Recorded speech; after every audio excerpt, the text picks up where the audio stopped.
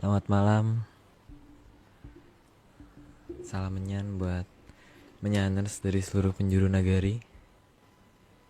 Kembali lagi kita di episode 123. Ini Mas Agus Bonetli akhirnya bisa bergabung dari Hong Kong. Halo. Halo, halo, halo.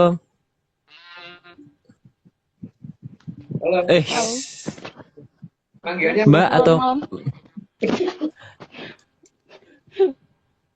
Sekarang tahu kan? Kalau dengar nggak ini suara saya? aman, aman, aman, aman. Oke, terima kasih. Biasanya ini susah banget sinyalnya. Mantap hari ini, mantap jiwa. Kayaknya lancar, lancar, Bisa lancar penampilan. banget sih. Lancar. Yes, terima kasih. Terima kasih. Semoga hari ini benar lancar ya, nggak terputus-putus sinyal saya. Halo Amagom. ya, halo. Posisi di mana? Ini Mbak, Mas, Mbak. Panggil Mbak. aja Bonet aja. Bon. Oke, Bon. Yes. Kok. Di mana lo Posisi di posisinya? Hong Kong. Posisinya di Hong Kong. Kalau dilihat dari luar gedung yang saya tempati itu kayaknya berseberangan dengan Mbak Nunik. Ya, berseberangan karena di belakang sana itu ada apa tuh kayak sungai besar. Wis. Sungai besar. Kayak bisa dibilang Bonggol mungkin. Aduh. Oke. Gimana, Om? Sehat, Om? Nampak lelah sekali, letih sekali.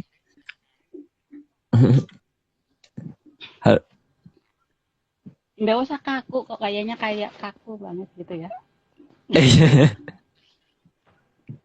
Oke, penampilan saya memang seperti ini dan oke. Gak apa-apa. Kita hari ini langsung mulai aja kali ya.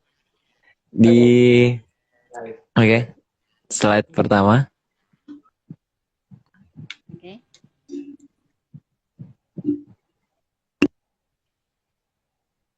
Oke. Silakan. Oke. Mustika Sasmitahning yang sirnanipun sekerta ngelmu saha kawruh. 001. Ya. Banyak orang yang terlihat sering melakukan hal yang terlihat aneh, tapi merasa hebat jika sudah melakukan hal tersebut. Ya, memang banyak orang seperti itu kan. Jadi karena kadang-kadang banyak hal yang tidak bisa dilakukan oleh orang normal, tapi begitu dia ternyata bisa, wah merasa gue gitu loh. Gitu. Lanjut aja. Baik. Nomor 2. Banyak hal yang kalau dilakukan bersama-sama akan terlihat hebat, padahal sangat terlihat kalau itu seharusnya enggak banget. Karena kalau hebat itu harusnya dilakukan sendirian ya. Jadi bukan bareng-bareng. Kalau rombongan bareng-bareng ya biasa itu. Dan kalau kemudian bisa itu wajar. Tapi kalau sendiri, kalau terus bisa meratasi, nah itu baru luar biasa kan. Ya lanjut. Nomor 3. Terkadang orang bingung dengan mana yang harus dipilih dan cara pemilihan ada yang didasari logika, tapi ada juga yang didasari atas ancaman. Karena macam-macam ya, karena memang mungkin logika yang dimiliki orang itu beda-beda. Jadi kalau orang yang mempunyai logika cukup, mungkin apa-apa dipikirkan dulu. Tapi kalau orang tertentu, itu kan mungkin kalau nggak diancam nggak bergerak. Jadi ya mungkin ada yang harus begitu gitu loh. Karena yang namanya zaman kalau bedu kan, zaman hukuman. Oke lanjut. Nomor 4. Sampai kadang manusia lupa bahwa manusia dikarunia akal untuk berpikir. Tapi anehnya, ada yang memilih untuk tidak menggunakan akal. Itu yang membuat kita bingung ya, karena Akal itu merupakan karunia dan karunia itu harus digunakan, bukan didiamkan gitu kan seharusnya. Tapi ada yang untuk titik tertentu dia nggak mau menggunakan logika. Ya, tapi kan itu terserah ya, itu terserah pada yang menjalankan. Semua itu punya hak. Oke, lanjut. Nomor 5. Bahkan ada yang beranggapan yang banyak itu pasti benar. Jadi, anugerah berupa pikiran sampai tidak digunakan. Yang penting ikut arus. Ada yang berpikir seperti itu ya, pokoknya kalau sudah gitu ya itu pasti benar gitu. Ya, terus tidak mau dikoreksi. Asumsinya hanya pokoknya itu harus dikatakan benar. Kalau itu harus dikatakan benar, terus gimana dong kalau ternyata itu salah? Ya, pokoknya ya mereka cuma bisa ngamuk kalau kita salah.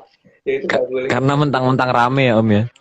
Oh, harusnya kalau salah ya salah, kalau benar ya benar, walaupun itu mungkin kayak di Ukraina itu misalkan Rusia orang jumlahnya lebih banyak, tapi tetap aja dia yang salah kan, yang menyerang duluan dan dikatakan benar gitu kan. Jadi yang belum tentu yang paling banyak itu benar, bisa saja yang paling banyak malah salah. Lanjut. Oh, berarti biar ramai aja gitu ya. Iya. Nomor 6. Kadang juga tidak mau berpikir tentang siapa yang diikuti, yang justru bisa menyebabkan malapetaka di belakang hari. Karena ada yang menganggap pengorbanan itu justru penting. Padahal Gusti tidak akan pernah meminta pengorbanan apapun. Jadi ini yang kadang-kadang juga membuat aku bingung ya, yang namanya sang yang kawitan itu tidak butuh apapun kan, karena segala-galanya beliau sudah punya semuanya, beliau yang membuat gitu. Masa perlu sih yang namanya pengorbanan gitu, apalagi pembelaan, apa nggak perlu dibela beliau, malah justru beliau yang harusnya belain kita gitu, yang harusnya malah beliau yang mengorbankan apa untuk apanya untuk kita, bukan kita untuk dia. Tapi nggak tahu ya, apakah memang pola pikirku yang aku yang konsep atau gimana gitu. Ya moga-moga aja mungkin aku yang salah berpikirnya gitu. Lanjut mas. Oke, lanjut mas. Nomor 7. Maka mengikuti rombongan itu harus mengerti nalar dan tidaknya, apalagi menyangkut alam yang berbeda. Karena perbedaan alam memang akan mengakibatkan masalah jika ingin didatangi sebelum saatnya. Apalagi kalau memang bukan alamnya. Jadi ketika kita berhubungan dengan sesuatu makhluk yang berbeda alam, maka kita harusnya itu harus paham dulu bahwa dia sebenarnya siapa. Jangan sampai kita sudah terlalu sangat yakin bahwa dia adalah yang apa gitu, ternyata ternyata bukan gitu kan. Makanya itu apa namanya, sebelum yakin dengan apa yang kita percaya, kita harus menggunakan logika, dan logika itu anugerah kali ya. Kalau tidak boleh menggunakan logika, berarti itu layak dicurigai dia itu siapa gitu kan. Lanjut mas, lanjut. Nomor 8. Tataran atas pasti akan berusaha mengembalikan ke alam yang sesuai. Tapi penolakan karena terlalu percaya kepada mayoritas bisa mengakibatkan hasil yang sebaliknya. Ya itu karena kan masalahnya ketika belum tentu loh yang mayoritas itu benar gitu. Kan bisa dilihat juga di alam apa di dunia ini ya, bahwa apakah betul yang mayoritas orang katakan itu pasti betul gitu. Seperti misalkan eh, kalau kita ngomong bahwa ada teori mengatakan bahwa bulan itu bisa mengakibatkan pasang surut air laut. Tapi kenyataannya akan sangat sering ditemui di laut itu kalau pas purnama justru surut, gitu kan. Ya, tapi mayoritas orang menyatakan benar, apakah hal ini harus dikatakan benar? Kan belum tentu toh. Jadi kadang-kadang kita harus berani menyatakan, wah itu nggak benar, gitu. Lanjut.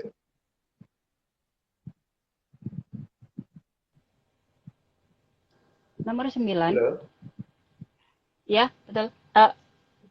Lanjut. Oke, Muter-muter nomor ya. 9. Karena alam memang sudah menempatkan tiap makhluk pada tempatnya sendiri-sendiri. Jadi jangan disamaratakan atau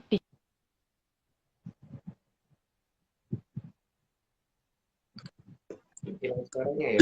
Mungkin aku bacain yang tadi yang nggak kebaca ya kali ya. Ya. Jadi jangan disamaratakan atau diseragamkan karena semua itu berbeda. Jadi kalau misalkan kita merasa bahwa apa-apa tuh harus persis kita, apa-apa harus persis kita, itu salah ya, karena nggak mungkin ya, namanya muyuk jadi manusia itu nggak mungkin, dan manusia jadi muyuk itu juga nggak mungkin gitu. Jadi apa ya, iya kita mau membuat bahwa diri kita itu sama dengan sesuatu hal yang seharusnya bukan kita banget gitu. Jadi perbedaan itu merupakan seperti itu. Jadi jangan kemudian kita harus jadi sama dengan yang lain. Orang dilahirkan juga nggak ada yang kembar kok. Oke, lanjut. Iya. Aku lanjutin dulu kali ya. Ini pendek banget ini. Oke. Slide ke-10. Biasanya alam akan mengembalikan makhluk yang salah alam agar semua bisa berjalan lebih indah. Tapi karena logika yang salah, maka akan membuat korban menjadi semakin banyak. Jadi sebetulnya kan alam itu akan menempatkan apa sesuai pada tempatnya. Cuman masalahnya itu kadang-kadang ketika ada beberapa pihak yang menganggap bahwa tempat yang salah itu adalah tempat yang benar, itu kan yang jadi masalah.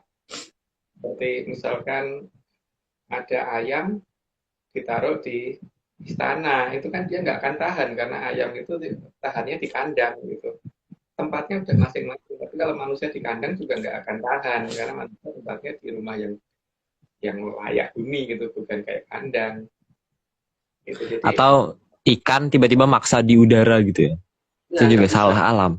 Tapi ya gimana ya kalau ternyata ada pihak yang merasa bahwa salah, manusia itu harusnya di kandang gitu kan, harusnya dikarungin gitu. Enggak kan, itu kan pasir. Iya, maaf, sinyalnya gak tahu selalu begini, tiba-tiba dia menghilang sendiri. Oke. Bonet ini lanjut nomor 11. Sekarang nomor 11. Nomor 11. Oke. Yang lebih aneh lagi, jika tataran yang mau membantu justru dianggap setan, sehingga nekat menolak tanpa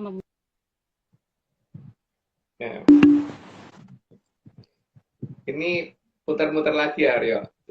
Sampai nekat tadi, sehingga nekat. Iya. Sehingga nekat menolak tanpa memikirkan tujuan yang membantu untuk menyelamatkan. Karena yang akan menyelamatkan itu pasti pada tataran yang lebih tinggi, bukan yang setataran. Nah, masalahnya kan ketika ini mau diselamatin malah dianggap hantu kan, atau malah dianggap demit, atau malah dianggap setan, atau dianggap apa gitu. Atau malah dianggap nggak ada. Atau malah nggak ada. Tapi malah kadang-kadang kalau yang lucu kan ketika ketemu setan malah dianggap itu apa gitu loh, ya kan? Seperti itu kan. Oke. Kita lanjut aja kali ya. Ini nanti aku coba invite lagi. 12. Apalagi kalau hanya mau diselamatkan oleh Sang Hyang Bathara Kala. Bisa dipikirkan sendiri apa yang terjadi jika meminta keselamatan dan perlindungan justru kepada Sang Hyang Bathara Kala. Nah itu yang aneh, sesuatu yang akan memangsa justru malah didatengin untuk minta keselamatan itu yang lucu ya sebenarnya. Tapi kan ini memang zaman aneh gitu loh. Tapi nggak tahu sih zaman aneh itu kapan gitu. Tapi yang jelas ada zaman yang seperti itu kan dikatakan leluhur kita. Makanya ada lambang buto di atas pintu gerbang dan sebagainya, itu kan karena itu. Ya lanjut Aryo. Oke, 13. Sang Hyang Bathara Kala memang badannya sangat besar karena makan terus. Maka untuk ukuran Sang Hyang Bathara Kala itu ya maha besar. Ukuran badannya ya, kan? Iya. Yang lain, bukan yang lain. Ukuran badannya. Dapat dikatakan maha besar, tapi maha besar badannya gitu. Ini ya, di tempat itu kelihatan hitam. Geometrinya. Iya, aku juga agak gelap, bukan gelap sih, maksudnya hitam doang. Heeh. Atau lanjut dulu, Aryo dulu. Oke, siap. Slide 14 ya. Mm-mm. Meskipun tinggal kepalanya saja, tetaplah akan sangat besar. Maka ya Sang Hyang Bathara Kala, ya kepalanya maha besar. Ya, makanya ya dia dikatakan kepalanya aja besar, makanya kepalanya dikatakan maha besar. Memang, eh, dikatakan bisa nelen bulan kan katanya. Tapi kan Iya, katanya bisa nelen matahari juga. itu loh, karena bisa nelen bulan. Itu jalan Hmm. cerita, Hmm. cerita dongeng. Oke, lanjut. Hmm. Kebesaran Sang Hyang Bathara Kala ini karena selalu mencari mangsa, sehingga perutnya besar dan tidak pernah kenyang. Maka akan berbahaya kalau dijadikan tempat berlindung. Tapi tidak dilarang loh kalau mau berlindung ke Bathara Kala. Hmm. Tapi ciri-cirinya pasti ada, karena Bathara Kala itu pasti pengen ada korban kan. Dan korban itu yang jelas ada darah keluar gitu. Nah, darah keluar dalam bentuk apa aku nggak tahu, tapi yang jelas ciri-ciri Bathara Kala dalam pewayangan di Jawa begitu gitu. Lanjut kan. Iya. Apalagi nih contohnya buto ijo ya Om ya. Di sini. Oke, 16. Sosok yang sangat berbahaya ini kalau di Jawa digambarkan bermata dua. Jadi bukan bermata satu. Jadi kalau dikatakan bahwa wayang itu digambar dari samping, kenapa para satria dan para Bathara, para dewa dan ke atas itu bermata satu? Itu bukan karena Dilihat dari jadi samping. tapi kenyataannya buto kok bermata dua, yang terutama buto yang ganas atau hewan yang ini gitu loh, yang ganas itu juga Hewan, karena biasanya hewan juga bermata dua, Om. Karena terutama ada pakem yang menurut aku masih taat pakem itu biasanya hewan, terus termasuk wanoro, termasuk ya hewan-hewan gak jelas gitu biasanya dua matanya juga. Dan makanya buto. kan makanya jelas kan karena ajaran itu pernah turun ke kita dari arah kerajaan Mataram, maka seharusnya Ram itu artinya tahu dong apa gitu. Karena para dewa dan satrio kan dinyatakan bermata berapa gitu kan. Iya. Oke, Bonet sudah datang lagi nomor 16. Sekarang 17. 17, 17. Iya, 17. Aduh, Ya, maaf 17. banget. Oh, oke, nomor 17. Maka berhati-hatilah kalau akan mengorbankan sesuatu, karena bahkan leluhur saja tidak butuh apapun dari Logikanya manusia, orang tua kita apalagi aja itu para kalau kita sanghyang. akan membelikan apa kalau kita nggak punya itu kadang-kadang kan malah beliau malah nangis kan ya sudah lah kalau emang nggak punya ya sudah gitu kan nggak perlu harus diada-adain gitu. Nah, sifat yang memaksa untuk diada-adain itu kan harusnya kita memikirkan dari siapa gitu loh. Apalagi kalau sifatnya terus maksa kalau nggak gini kamu masuk tempat sampah gitu. Itu berarti kan jelas sifatnya ancaman seperti itu layak diduga bahwa ada sesuatu yang aneh di situ. Karena kalau itu dari orang tua saja itu juga nggak akan begitu. Apalagi dari Dangyang, dari Sangyang, apalagi dari yang dikatakan paling tinggi. Yang paling tinggi memang butuh apa sih? Kok sehingga harus meminta seperti itu? Itu harus dipikirkan. Tapi kalau mau menggunakan logika loh, tapi kan ada orang yang nggak boleh pakai logika ya. Ya udah nggak apa-apa, terserah kalau itu sih. Gitu. Lanjut, nomor 18. Oke.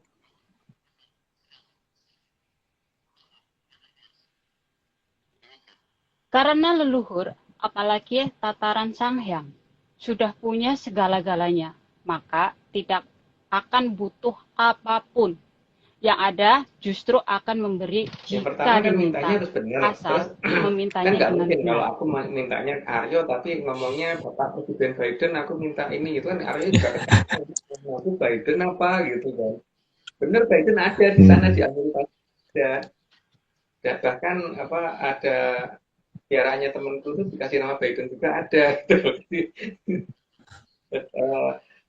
Apa namanya kalau seperti itu kan harus tepat sasaran ya. Kita minta ke siapa ya itu gitu loh. Bukan berarti kita mau bikin KTP mintanya ke Sekjen PBB gitu juga nggak boleh itu tepat sasaran. Karena bahkan yang satu kementerian aja udah salah, kayak kita bayar pajak ke Menteri Keuangan aja sebenarnya udah salah. Padahal ya ngurus keuangan bener, tapi ya tetap Iya. aja harus ada staff-staff yang harus dilewatin. Iya, ada bagian loketnya di mana dan itu orangnya siapa itu kan ada petugasnya sendiri. Itu tetap bukan kementerinya juga. Iya. Bukan kementeriannya juga, apalagi minta ke Sekjen PBB. Iya. Nggak bisa itu, berarti tidak bisa apa-apa tuh dilokati langsung ke yang paling atas. Yang ada malah itu dianggap penghinaan, bukan sebagai kewajiban kita dalam melakukan tugas kan. Ya, seperti Iya. misal mau ngepel rumah itu kan aku harusnya cari pembantu untuk ngepel rumah atau dipel sendiri gitu, bukan kemudian Aryo ke tempatku ya jam 7 nanti ngepel rumah ya gitu. Bisa dilempar piring aku sama Aryo kalau begitu. Itu baru aku, Om. Belum Sekjen Iya, PBB. iya. Ya sekjen PBB diminta ngepel rumah, wah ngamuknya kayak apa gitu. Iya, benar. Itu yang kita anggap Oke, itu lanjut. menghormati, tapi malah dianggap menghina. Oke, lanjut. Nomor 9.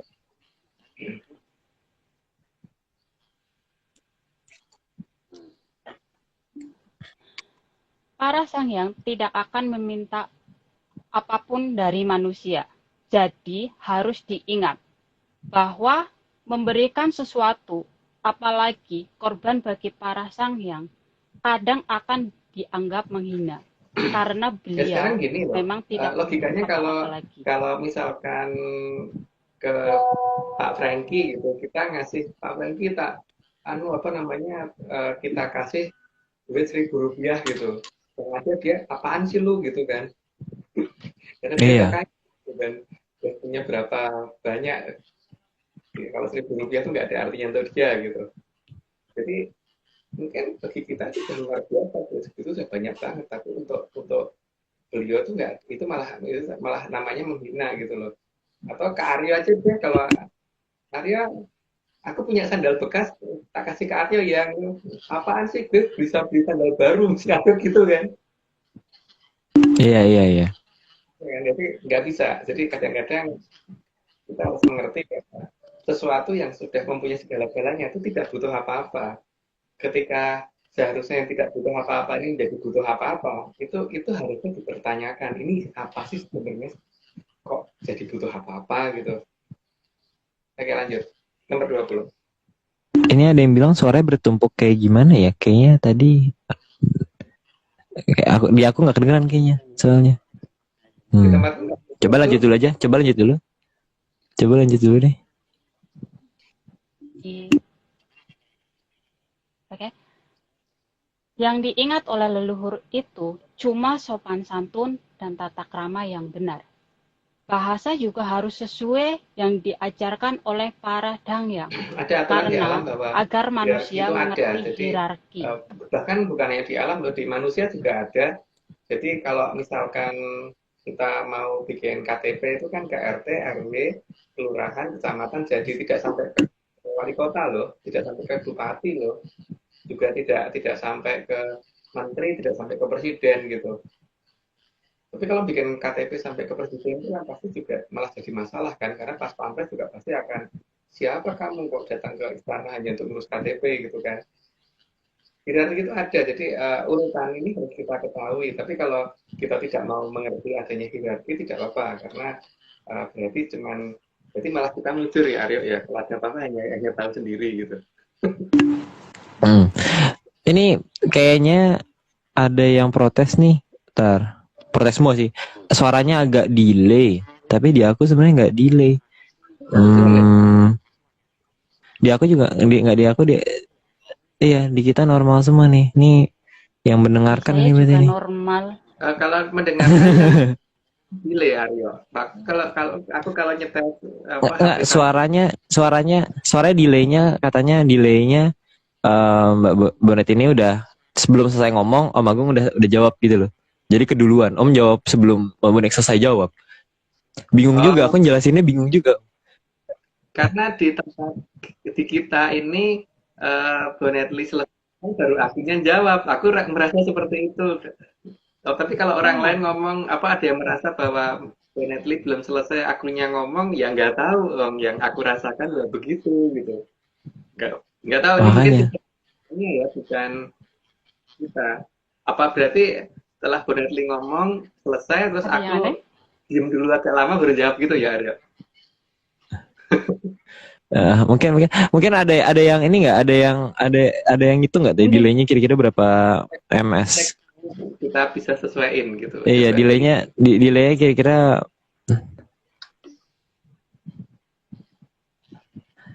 ada yang tahu nggak ya delaynya? Ini kayak jadi seakan-akan Om jawab sebelum selesai ngomong. Itu lucu sebenarnya. Oke, aku tak coba Ini pakai gitu. Jadi selesai ngomong terus aku tuh harus ngomong gitu coba gitu itu masih boleh. Pak delay 4. Oh, ada yang ngomong 3 detik, Om. Delay 3 detik. oke. Oh, jadi 3 detik. Oke, 5 Delay hitungan 3 aja. detik. Oke, Ini lanjut. aneh. Oke, siap. Ya. Oke. 22. Nomor 22 ya? Iya, oke. Oke. Sebenarnya kalau dengan menggunakan pikiran, maka mana pemberian leluhur dan mana pemberian dari para guru biksa akan bisa terlihat Oke, jelas. jadi kalau misalkan kita perhatikan sebenarnya kan kalau yang namanya leluhur itu kan yang ada bagaimana anak cucunya selamat, bagaimana anak cucunya tidak sakit, tidak menderita itu kan yang kelihatan di situ. Kalau terperiksa kan enggak, bagaimana supaya bisa dimangsa gitu kan. Jadi akan ada trikinya pasti. Nah, trikinya itu akan kelihatan bahwa dia terus kemudian minta ini, minta itu, minta ini, minta itu gitu kan. Jadi seharusnya tidak mungkin kalau leluhur kok minta ini, minta itu gitu. Gitu. Oke, lanjut.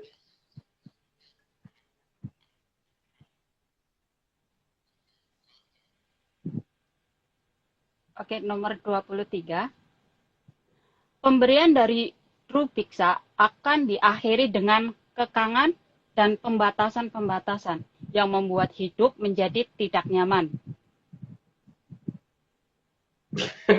Oke, jadi masalahnya itu kan ketika Drubekso yang memberi, itu kan biasanya ada kamu tak beri tapi ada tapinya kan, ada tapinya itu berarti kan dia akan minta akan ada tuntutan.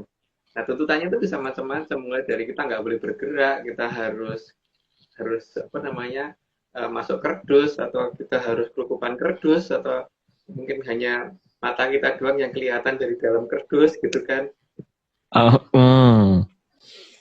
kita dengan karonggoni atau gimana gitu atau harus pakai jas hujan pokoknya yang nyebelin gitu tapi kan ada orang yang mungkin lebih suka seperti itu ya tidak apa-apa tapi yang jelas kalau itu tidak nyaman tapi kalau mereka yang nggak tahu ya mungkin ada jenis tersendiri yang kalau yang senang pakai jas hujan gitu kan panasnya kayak apa gitu. Oke, lanjut nomor 24.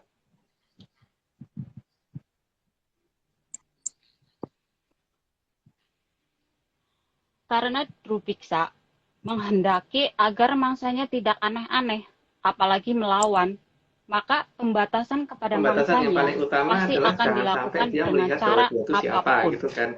Pembatasan. Belum waktunya ngomong ya. Coba tadi ada yang ngomong udah pas waktunya atau 3 detiknya pas. Jadi bingung sebenarnya. Tapi lanjut aja, nggak apa-apa. Oke, jadi kan ya pembatasan yang paling ya kan ya apa namanya tapi kan ini sebenarnya terserah ya kalau kita tuh mau dibatasi seperti apa gitu. Kalau nggak mau dibatasi kan sebenarnya juga nggak apa-apa asal kita ngerti aturan gitu. Jadi jangan sampai kemudian kebebasan kita tuh rusak orang lain kan. Tapi kalau yang namanya terperiksa itu pasti akan gampang kok diduga bahwa apa tuntutannya ini akhirnya pasti sistemnya ancaman gitu loh yang ada hanya nakut-nakuti yang namanya Drubiksa itu namanya memedi kan memedi itu kan yang ada isinya nakut-nakutin nakut-nakutin itu pasti apalagi sih kalau bukan ancaman awalnya itu kan dan pasti hal yang paling disenangi oleh namanya memedi itu kan kalau muncul mendadak kan orang pasti kaget sehingga ini jadi kan pasti dia tidak akan mau dilihat kan karena nanti tidak ada efek kejutnya dong kalau dia muncul mendadak. Itu pasti mata yang tidak boleh melihat mereka. Yang dibikin supaya ada kekurangan di bagian mata dulu gitu kan. Tapi Oh itu ya, kan Mbak Bonet coba boleh keluar terus masuk lagi nggak ya? Biar coba siapa tahu.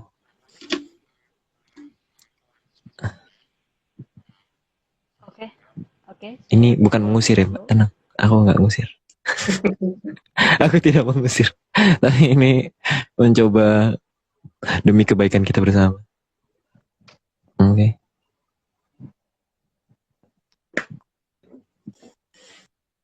Hari ini temanya seru. nanti lebih seru lagi sampai 27 ke sana, ya. Karena itu Oh, juga oke. kenapa Majapahit disembunyikan, Majapahit disembunyikannya bagaimana, atau bagaimana cara bukanya, tapi yang cara bukanya mungkin ada beberapa yang akan tak lewati itu. Oke, Hmm. lanjut ke Udah nomor. Kita bisa? tes dulu. Kita tes dulu. Eh, Apakah coba masih mantul-mantul? Halo? Halo, 2, 3 ini harusnya enggak. tabrakan. Harusnya tidak. Coba kita Coba tunggu dulu. ngomong lagi. Setelah itu langsung jawab tabrakan Hadir enggak. 1, 2, 3. Hadir. 45. Salam menyam. Eh, 5, 3, 9. Ada komentar nggak Aryo? belum. Udah enggak Gimana? sepertinya. Udah enggak? Semoga Oke, kalau tidak. Dari Mas Koiri. Oke. Mas, 25. thank you. 25 kan ya? 25. Iya, 25. Oke. Dan para Sukerta pasti akan sangat suka dengan pembatasan-pembatasan yang membuatnya susah bergerak dan menjadi tersiksa. Anehnya, itu justru membuat mereka bangga.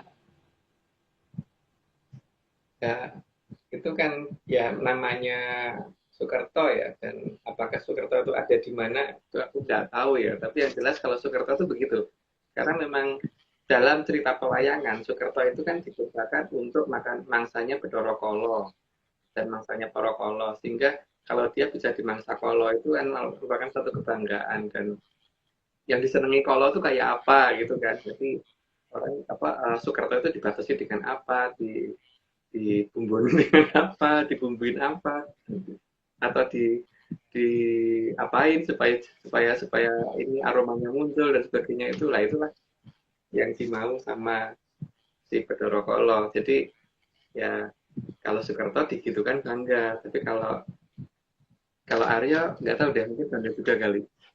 Oh, enggak jelas. Oh, enggak, tidak bangga. Saya tidak bangga dibatas-batasi. Tidak. 26 silakan ya, lanjut aja. 26 masih panjang perjalanan kita hari ini. Mengkodisit Jawa nggak pakai ya. Karena bagi para Sukerta, masuk kurungan itu berarti taat. Dan itu adalah keabadian yang sangat diharapkan. Jadi keabadiannya beda ya. Jadi kalau mereka masuk kurungan atau masuk kekangan itu berarti adalah keabadian yang mereka harapkan nantinya akan ada gitu. Tapi kan tidak semua makhluk itu suka dengan seperti itu kan. Jadi ya mungkin ada yang menganggap itu ini ya, nggak tahu. Tapi yang jelas kalau aku sih nggak suka. Kalau Aryo mungkin suka. Oh, tidak. Ini kenapa menyerang aku ya? Aku merasa sedih sekali nih. Kita lanjut dulu. Terkadang para drubiksa itu membuat kita merasa di atas angin, sehingga lupa kalau pada akhirnya hanya akan dibatasi. Ya, karena setelah itu pasti akan dijebak, makanya ya biasanya jebakannya macam-macam, seperti misalkan lewat kawat yang kawatnya tipis banget, kan pasti akan rusak itu kalau lewat kawat tipis banget ketinggian, pasti jatuh kan. Hydropexa mempunyai trik kalau tidak bisa seperti itu. Tapi aku ini ngomong kawat loh, bukan yang kawat ya. Atau Bisa benang wall juga bisa. ya benang wall bisa, apalagi kalau ini dibelah 8 ya. 6. Oh ya. Oke. Lanjut. Ayo, oke, kita lanjut. Oh, kita nanti 30 disclaimer kali ya. Sama 30. Iya, 30. 28. Maka kesadaran harus mulai dibangun karena alam menghendaki kita terbebas dari jiwa sukerta. Kalau alam sih menghendakinya seperti itu, tapi masalahnya ini kalau si orang yang Sukerto sendiri itu kan mungkin malah nggak suka terbebas. Jadi macam-macam ya. Oke, lanjut dulu. Jadi sukerta itu sangat menular karena akan memaksa yang bukan sukerta agar menjadi sukerta. Itu yang agak berbahaya kan itu ya. Jadi kayak seperti menular dan biasanya begitu gitu loh. Jadi akan makin banyak. Ya makanya tergantung bagaimana kita memahami itu supaya tidak ketularan. Lanjut. Nomor 30, maka sukerta memang harus dibatasi dan kalau perlu dikeluarkan dari diri manusia. Karena Sukerto itu sebenarnya sejenis roh tapi yang dimasukkan ke dalam manusia gitu kan. Jadi kalau udah ketempatan itu ya berarti dia memang jadi targetnya Corokolo. Dan masalahnya kan kita nggak ngerti, nggak menyadari itu kapan masuknya kan. Nah ini kan leluhur sebenarnya udah ngasih batasan banyak di masa lalu. Cuman ya batasannya kemana, hilang kemana, gitu aku nggak tahu gitu kan. Oke, area disclaimer dulu. Lagi dibuka di Premiere Pro, masih loading. Udah bikin disclaimer yang terakhir, ojo lah ya gitu. Udah, ini tapi mau dipindahin dulu. Lupa di render, bikin lupa render. Oh, sudah dibikin tapi belum dirender. Iya.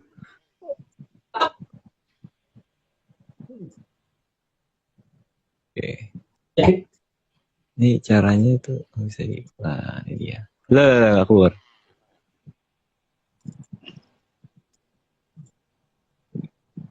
Nah, ini dia.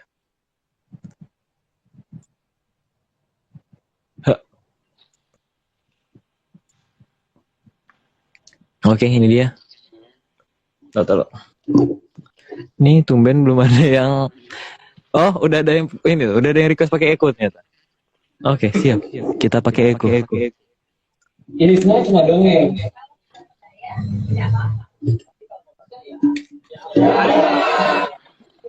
Akhirnya aneh.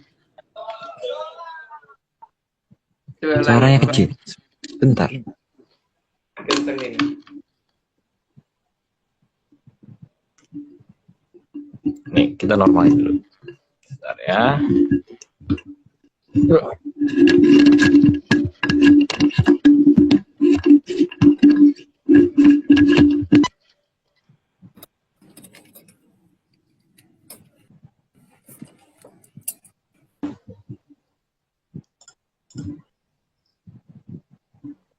Ini semua cuma dongeng. Kalau tidak percaya, tidak apa-apa. Tapi kalau mau percaya, ya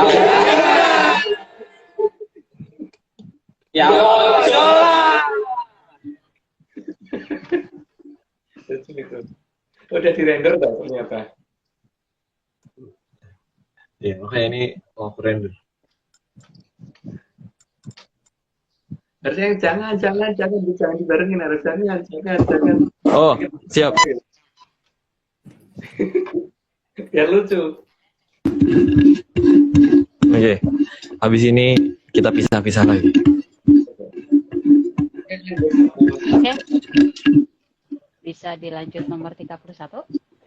Ya. Mau nggak? 31. Ya, guys. Karena Sukerta sangat bisa membuat logika manusia mati karena takluk dan pengorbanan akan dijadikan yang utama. Padahal bagi leluhur kita dulu, bahkan kalau Batara Teacher berbuat salah saja, maka khayangan akan diserang. Jadi tidak akan nerimo ing pandung. Leluhur kita yang pernah nyerang kayangan banyak loh. Banyak banget. Hampir nggak terhitung sebenarnya kalau dihitung beneran gitu. Kalau tidak itu yang kelihatan seperti Batu Gunung, terus Pandu Dewonoto dan sebagainya langsung menggantikan Batara Guru itu banyak ya. Batara Teacher juga Batara Guru. Itu baru yang itu yang nyerang ya, belum yang ditakuti sama Batara Teacher juga lebih banyak lagi. Ya, ada juga banyak lagi. Jadi jelas tidak ada istilah nerimain tandem gitu loh. Kalau nerimain tandem, Betara teacher melakukan apapun, ya wes kita terima aja gitu kan. Bukan diserang kayangan. Tapi yang ada kan kayangan diserang. Ya, tapi masalahnya untuk nyerang kayangan kan harus tahu caranya juga kan. Harus bisa ngelihatnya dulu. Pertama harus bisa ngelihat. Terus harus bisa denger juga.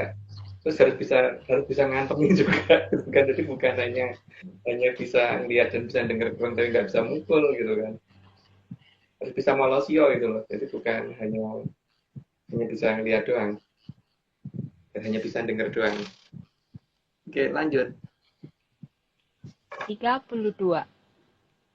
Jadi, leluhur sangat tidak menginginkan pengorbanan, apalagi pengorbanan jiwa dari keluarga sendiri.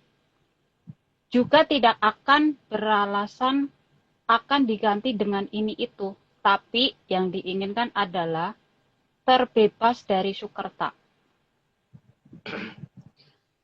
Yang jelas tuh, pokoknya kalau sudah menyangkut masalah nyawa itu berarti aneh gitu aja. Kalau menurut aku ya. Jadi alasannya mau seperti apapun, kalau sudah menyangkut masalah satu ini, sebaiknya mulai dipikirkan. Karena itu layak kita mulai bertanya bahwa sebenarnya ya itu siapa gitu kan. Tapi ya kalau tidak mau berpikir tentang itu ya monggo teman. Kalau aku tetap akan gitu. Lanjut. Karena walaupun bilangnya alasannya diganti ya sana sini, jadi malah nggak Sabdo Pendito Ratu malahan jadinya. Iya, karena Sabdo Pandito Ratu itu kan sekali ngomong harus jadi. Jadi dan itu dari tataran leluhur sampai sang yang aja begitu. Masa iya sih yang sang yang kawitan begitu kan nggak mungkin. Jadi kan kalau ngomong ya nggak mungkin diganti karena Sabdo Pandito Ratu itu kan kena wala wali gitu. Jadi tidak boleh dicabut balik kalau sudah bicara. Itu seorang raja aja nggak boleh, apalagi di atasnya ya. Kan nggak boleh, karena udah Sabdo kan. Jadi kalau misalkan diganti apa, misalkan tiba-tiba digantikan ikan pindang atau diganti apa namanya Kucing, ayam, anak ayam atau diganti bandeng gitu, bandeng presto itu sudah nggak boleh, atau diganti itu juga nggak boleh kan. Iya. Berarti jelas dia tidak punya Sabdo Pandito Ratu gitu loh, paling tidak itu kan. Kalau punya Sabdo Pandito Ratu kalau ngomong nggak ditarik balik gitu ya. Tapi ya kalau ada yang menganggap tidak pakai apa punya Sabdo Pandito Ratu itu berarti boleh ditarik balik, ya mungkin akunya yang salah logika gitu. Tapi ini cuma dongeng sebenarnya. Kita cuma berdongeng. Jadi lanjut saja. Nomor 33. Terkadang para sangyang dengan sangat terpaksa membuat kekurangan pangan agar daerah tersebut tidak dilirik oleh Sanghyang Batarakala untuk dijadikan mangsa. Itu ada di beberapa cerita lama ya, tapi ya itu hanya karena kadang-kadang manusianya kalau dipaksa untuk ngelakoni untuk ngilangi Sukerto kan nggak mau, maka alam akan memaksa dengan kondisi seperti itu gitu supaya Betara tidak mengincar wilayah itu gitu. Oke, lanjut. 34. Maka salah satu cara menghilangkan Sukerta adalah membuat badan menjadi tidak diminati oleh Sanghyang Batarakala. Dan setelah Sukerta menghilang, maka kondisi bisa dinormalkan lagi. Tapi yang namanya ngilangi Sukerto itu bukan berarti tambah sakti ya, karena tambah sakti itu kan ilmu dan itu tidak ada hubungannya sama sekali, itu hanya untuk supaya Sukerto pergi. Tuh, lanjut. 35. Karena para sangyang sangat tahu yang mana yang akan dijadikan mangsa oleh Sanghyang Batarakala. Makanya ketika tahu seperti itu, maka daerah tersebut supaya tidak ditarget, maka alam bertindak, seharusnya begitu ya, dengan cara supaya tidak diminati lagi oleh Betara. Kalau sudah tidak diminati, beliaunya pindah wilayah lain, baru wilayah itu dibikin subur kembali, seharusnya gitu. Lanjut. 36. Jika Sukerta tidak bisa lepas, dengan sangat terpaksa, para hyang menurunkan penyakit, agar nantinya bisa dilahirkan lagi di tempat yang berbeda dan tanpa ada Sukerta di dalamnya. Dan ini bukan hukuman, tapi justru menolong, agar nantinya tidak terseret-seret kekhayangan pasetran Gondolayu. Kayangan kalau di Jawa itu kan kayangannya Betari Durga dan Bathara Kala itu kan di Pasetran Gondolayu. Jadi ketika ditarget dan mau, maka kemudian yang terbaik adalah bagaimana supaya mending dia ganti wujud aja nanti supaya tidak masuk ke Pasetran Gondolayu. Itu yang dilakukan oleh leluhur yang di atas. Tapi kan masalahnya kadang menganggap bahwa ini sedang dihukum, bukan, karena daripada nanti malah salah tempat, ini dipindah di ini dulu, diambil dulu untuk nantinya diturunkan lagi. Gitu. Tapi ya mungkin apakah saya yang salah logika atau gimana ya nggak tahu ya. Oke, lanjut. 37. Kadang diharapkan oleh para Sanghyang agar menghilangkan Sukerta secara mandiri. Dan itu berarti melakukan hal-hal yang tidak nyaman seperti tidak makan, tidak minum, dan tidak tidur. Karena Sukerta itu senang dengan hal-hal yang sifatnya nyaman. Jadi kalau ketika dia merasa nyaman tinggal di situ, ya itu harus kita hilangkan kenyamanan apa sih yang membuat si Sukerto itu tinggal di ini. Tapi menghilangkan Sukerto itu bukan berarti ngelmu ya. Karena ngelmu itu beda, bukan menghilangkan Sukerto. Jadi tidak ada hubungan dengan ini semua. Lanjut. 39. Jadi, mengurangi itu bukan untuk menjadi sakti, tapi untuk menghilangkan Oke, 38 belum, Mbak. Sorry. Sorry. 38 ya? Oke, 38. Karena Sanghyang Bathara Kala tidak akan suka memangsa yang sangat kurus. Jadi, bukan malah menambah berat badan. Karena kalau semakin berisi, maka Sanghyang Bathara Kala akan makin suka. Jadi itu bagaimana ngusir Sukertonya itu kan yang paling penting. Jadi memang pasti akan ada penurunan dari posisi fisik. Tapi itu bukan untuk nambah kesaktian karena kesaktian atau itu tidak dari situ dapatnya. Lanjut. 39. Jadi mengurangi itu bukan untuk menjadi sakti, tapi menghilangkan Sukerta.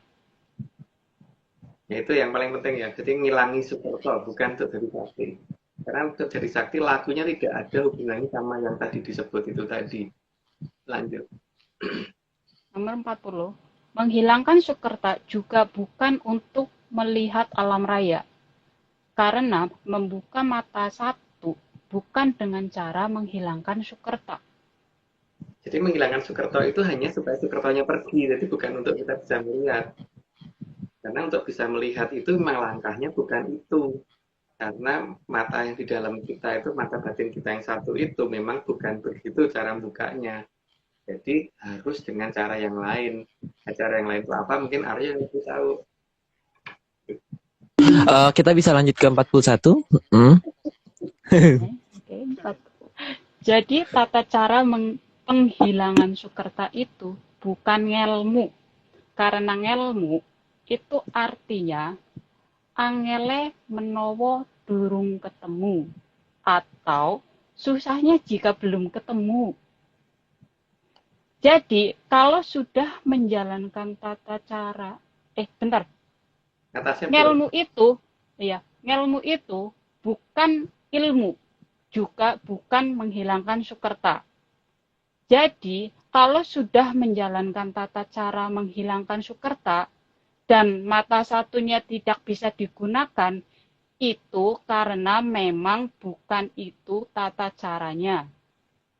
Ya, karena memang untuk melihat itu ya buka mata gitu kan, jadi bukan dengan cara nggak tidur, bukan dengan cara masuk ruangan gelap dan sebagainya, itu nggak nyambung. Tapi banyak orang lakoni itu supaya bisa begitu, itu yang aku yang nggak tahu deh apakah mereka bisa beneran atau gimana. Tapi kalau babat yang aku pegang itu tidak begitu, tidak nyambung dengan itu semua. Lanjut. 42. Karena untuk melihat alam raya perlu satu cara dan bukan tata cara menghilangkan Sukerta.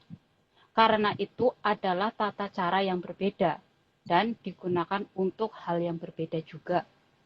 Oke, tadi udah dijelaskan di atas, lanjut aja. 43. Karena tata cara melihat alam raya memang bukan masalah baik atau tidak baik.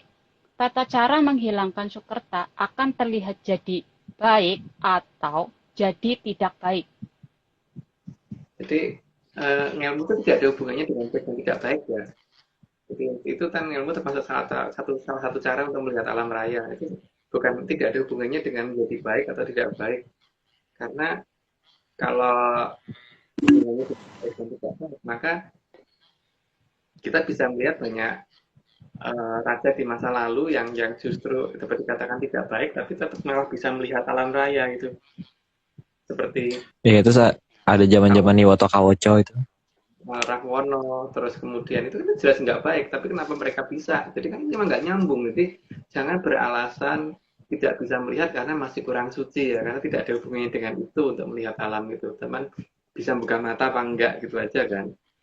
Jadi tapi kadang-kadang sering dialaskan gitu kan, bahwa oh, kamu masih kurang suci sehingga kamu nggak bisa lihat, padahal nggak nyambung. Gitu. Oke lanjut. 44.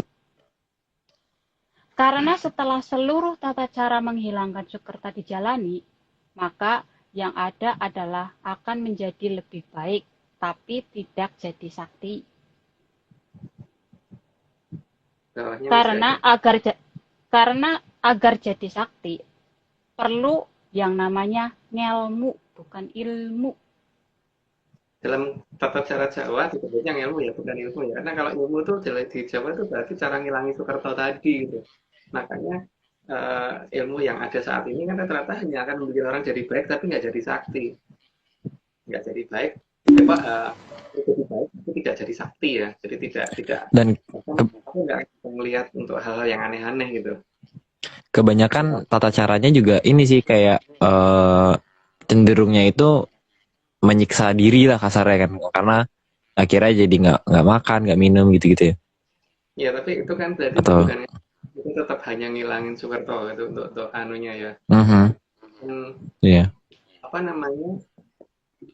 Kalau ada pihak lain yang menggunakan tata cara itu untuk ini jadi lebih baik apa lebih sakti ya nggak tahu ya. Tapi karena di tempat kita kan nggak begitu ya. Yang itu kan Iya. berbeda. Ada yang begitu ya mau saja.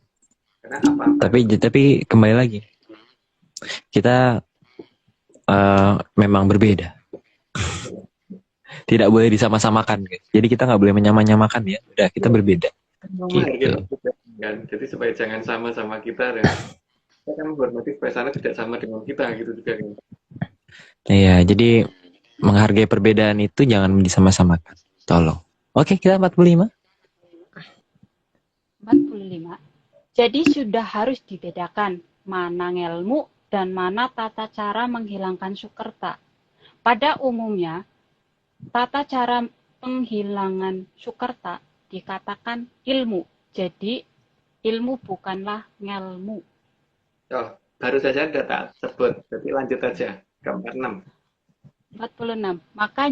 Makanya orang yang ilmu biasanya tidak akan terlihat kurus. Karena tidak ada aturan mengurangi makan sama sekali di ngelmu. Juga tidak mengurangi tidur ya, juga tidak mengurangi minum dan sebagainya. Tapi apa namanya, ini beda ya. Jadi ini kan kita ngomong perkara ilmu loh, bukan ajaran yang lain ya. Tapi memperbanyak makan juga bukan ilmu, Om. Juga bukan. Juga bukan. Oke, lanjut. 47. Orang yang ilmu juga tidak akan kurang jam tidurnya karena tidak diminta melek terus. Dan memang ilmu tidak ada hubungannya dengan tidak tidur. Itu udah diceritakan tadi ya. Jadi bisa dilihat seperti Werkudara kan kayaknya nggak angop-angop terus kan, nggak pernah ngantuan gitu. Jadi memang tidak ada hubungannya dengan itu sama sekali. Lanjut. 48. karena leluhur menghendaki anak cucunya terlihat sehat. Jadi, Lanjut. leluhur tidak akan meminta agar sakit, kecuali di daerah yang dikuasai Sukerta, maka perlu diadakan cara paksa agar Sukerta pergi. Itu loh, apa namanya, berdasarkan cerita yang kita dapat ya Aryo ya, tapi kan beda ya apa-apa. Lanjut aja. 49. Maka leluhur tidak akan pernah datang dengan cara glegeken atau bersendawa. Karena kalau beliau terlihat seperti itu, akan sangat gampang untuk Drubiksa meniru tingkah laku tersebut. Maka leluhur pasti akan memberikan dawuh-dawuh atau perintah, dan itu pasti akan mengulang-ulang, atau selalu akan ada hal baru yang dibicarakan. Tidak mengulang-ulang. Ya, tidaknya hilang, sorry. Dan itu pasti tidak akan mengulang-ulang. Ya, jadi nggak ada ya leluhur datang terus wah gitu, nggak ada, karena itu nggak sopan. Bahkan kalau kita saja itu kalau lagi ketemu leluhur terus kita gelegean itu beliau marah, nggak akan karena itu nggak sopan seperti itu, harusnya tidak dicegah. Jadi dan leluhur menginginkan anak cucunya itu sehat, maka beliau datang juga dalam kondisi yang tidak kelihatan sakit, pastikan. Jadi beliau tidak akan Nggak sedang masuk angin. nggak akan menunjukkan kalau beliau lagi masuk angin, itu nggak mungkin. Yang aku tahu tidak pernah ada satupun leluhur yang datang dengan gitu, nggak ada, sama sekali tidak ada, dan itu layak dipertanyakan ya, itu sopo yang datang kalau seperti itu. Karena kalau beliaunya sendiri datang dengan kayak gitu kan berarti kalau anak cucunya sakit ya beliau memang ngajari kayak gitu kan. Ini nggak seperti itu, dan belum pernah loh. Dan apalagi perintahnya tuh cuman seperti nyapi kembang telon, nyapi Itu nanti akan di bawah, Om. Itu akan dijelaskan di bawah. Tenang. Sabar, Om, sabar. Sabar, tenang, sabar. Lanjut dulu kalau gitu. 50. Maka selain sangat tidak akan bersendawa, juga sangat tidak kalau yang dibicarakan itu cuma masalah kembang, sajen, dan hal-hal yang bersifat kata-kata indah saja. Jadi kalau dia menyatakan sesuatu itu pasti jangkanya panjang gitu, perhitungan jangka panjang. Seperti Ariel lihat sendiri kan, sebelum Mbak Vicky itu ada panggilan ke Kaledonia, dia setiap hari diminta untuk jam 3 pagi itu harus bangun gitu kan, untuk melihat bintang. Tujuannya apa? Pada saat berangkat nanti supaya dia nggak jet lag kan di sana. Dan itu sudah dilakukan. Iya kan Aryo? Iya.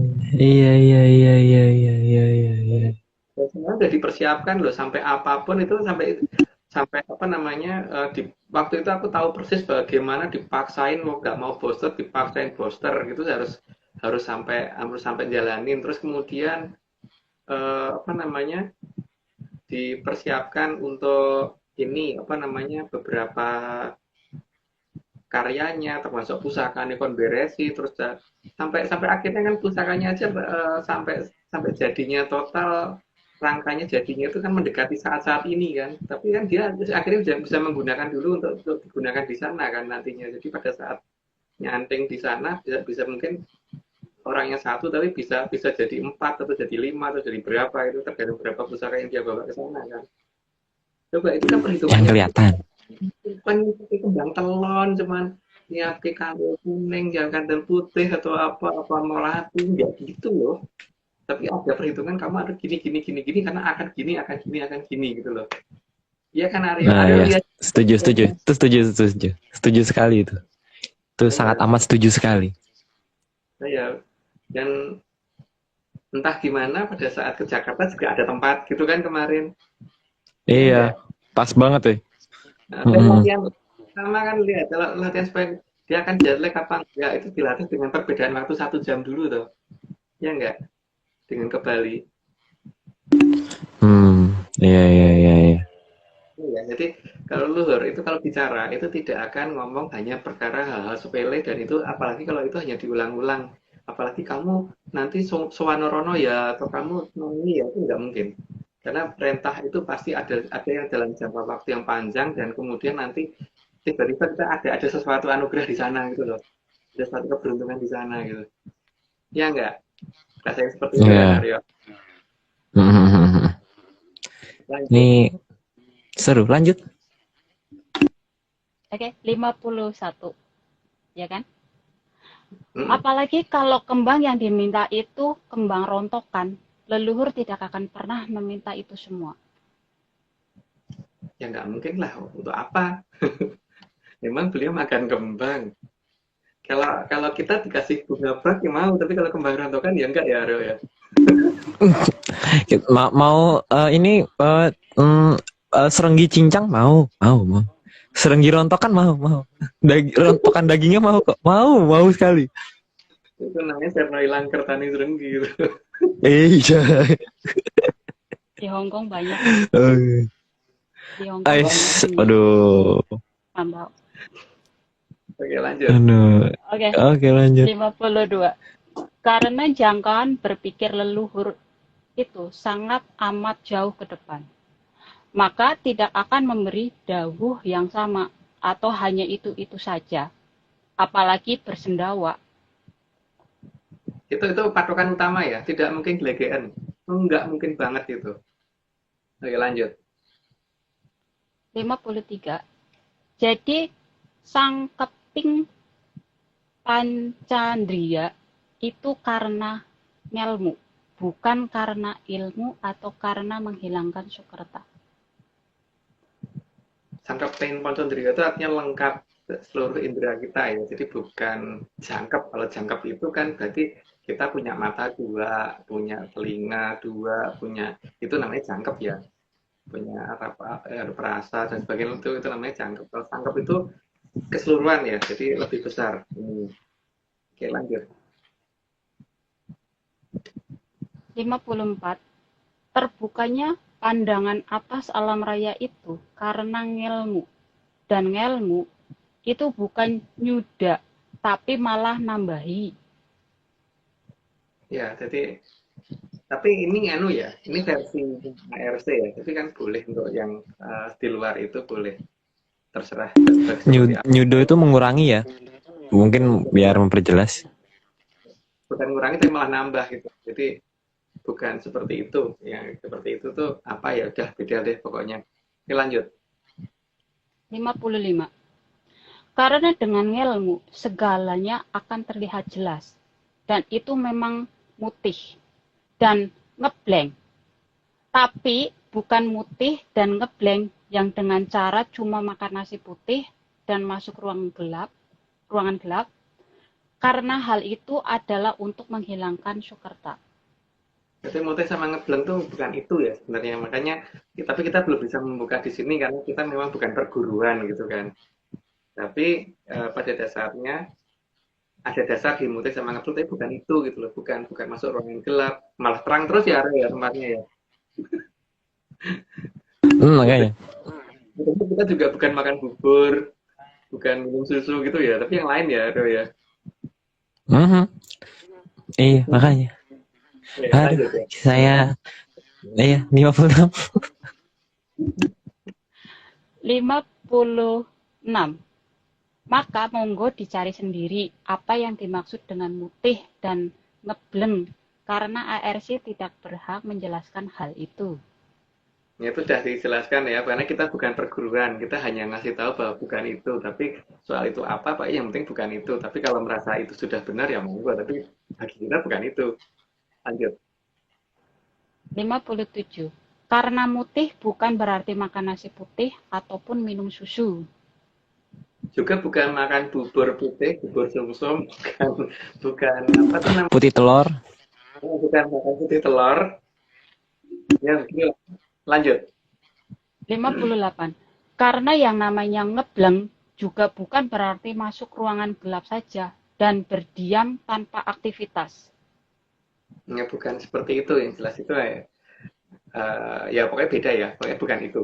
Lanjut. 59. Leluhur dalam memberikan ngelmu tidak akan membuat manusia jadi bersendawa, apalagi membuat manusia terpenjara.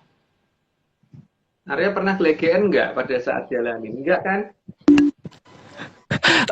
Nggak pernah sih kebetulan ya Om, nggak pernah. Kalau ada yang menganggap Gak gelegean, kebayang. itu mungkin nggak mungkin banget kan? Mbah Tunggul pernah nggak datang seperti itu? Nggak pernah ya? Nggak pernah waktu gue datang nggak pernah itu. Ayo, Masih dengan cara yang elegan. iya, sangat elegan langkah-langkahnya beliau itu. Tapi nggak pernah seperti itu. Oke, lanjut. 59.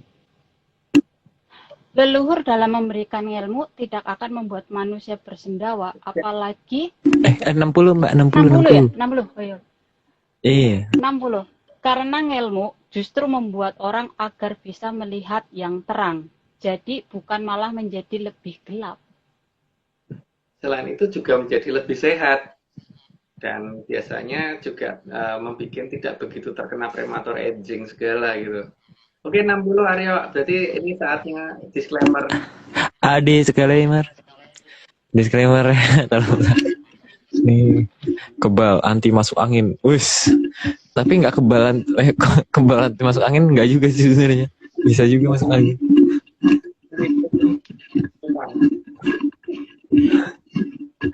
Basta.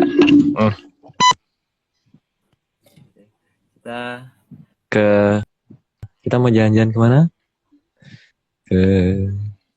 Ke Jogja. Oke, Jogja. Enggak, ini maksudnya disclaimer ya, bukan kita mau ke Jogja sekarang, tidak. Maksudnya agak takut.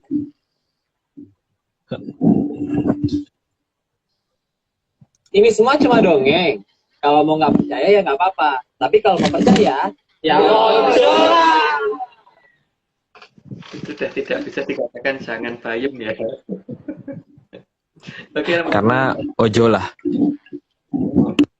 ojo bayem, gitu nggak ada. Nomor 61. Dan para sangyang serta leluhur itu tugasnya memberi terang, bukan menggelapkan. Ini sesuatu malah makin tinggi.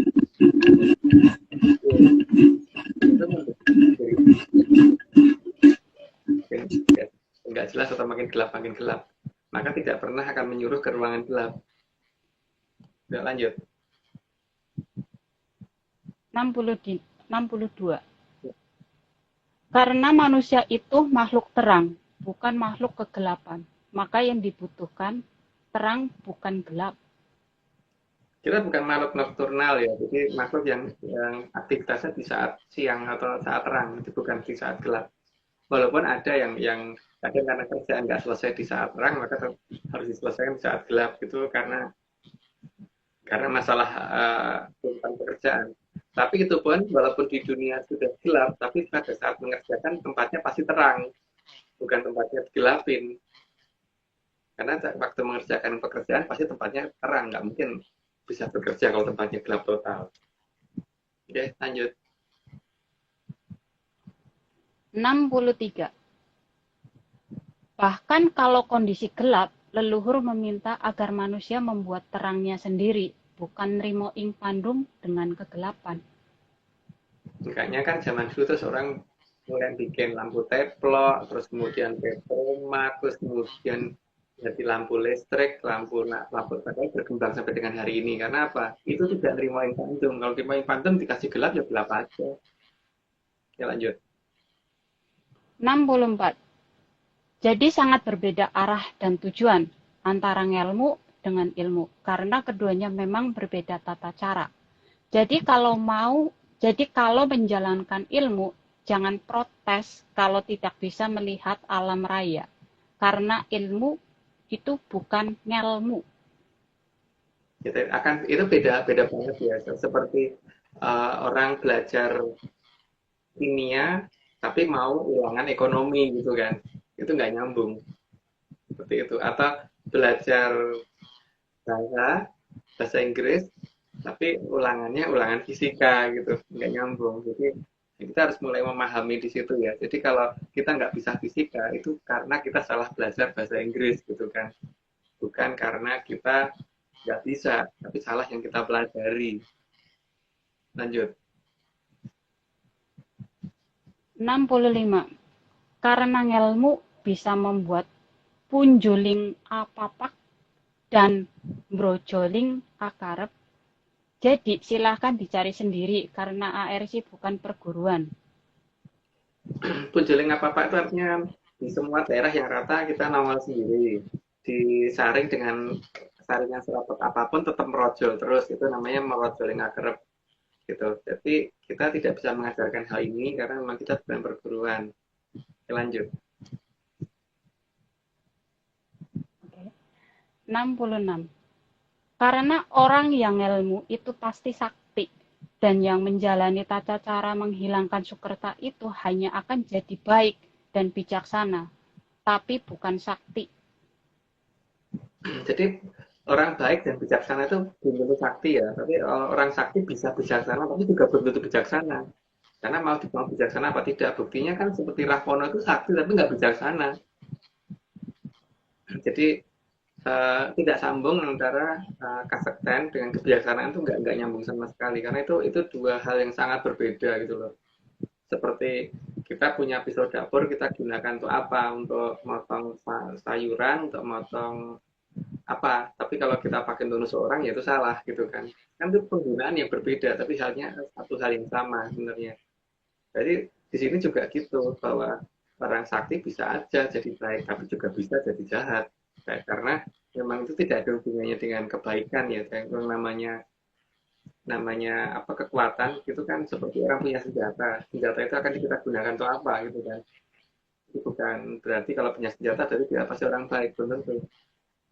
Tapi bahwa dia punya senjata dan dia bisa berbahaya itu iya gitu kan. Tapi belum tentu dia baik, tapi juga belum tentu dia kemudian akan menggunakan itu untuk ngapa-ngapain orang. Kadang-kadang kan punya hanya untuk disimpan bukan untuk memolosi orang gitu. Kita lanjut.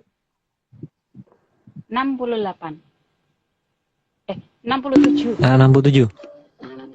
Ya, 67. Jadi, kebijaksanaan itu bukan sakti dan tidak nyambung sama sekali dengan kesaktian dan memang tidak diperlukan. Kebijaksanaan memang sebaiknya dihindari karena kebijaksanaan bisa menyesatkan. Banyak kasus terlalu bijaksana itu justru malah celaka. Jadi maka jangan terlalu bijaksana sih sebaiknya. Bijaksana itu ya sedikit-sedikit aja, jangan terlalu bijaksana banget. Karena ya kadang-kadang kita perlu kok tidak bijaksana. Karena tidak bijaksana kadang-kadang itu justru menyelamatkan banyak orang dengan tidak bijaksana. Lanjut. 68. Kekuatan alam pasti akan turun setelah ngelmu dilakukan dengan benar, sehingga kekuatan alam akan bisa mendapatkan tempatnya untuk mendarat.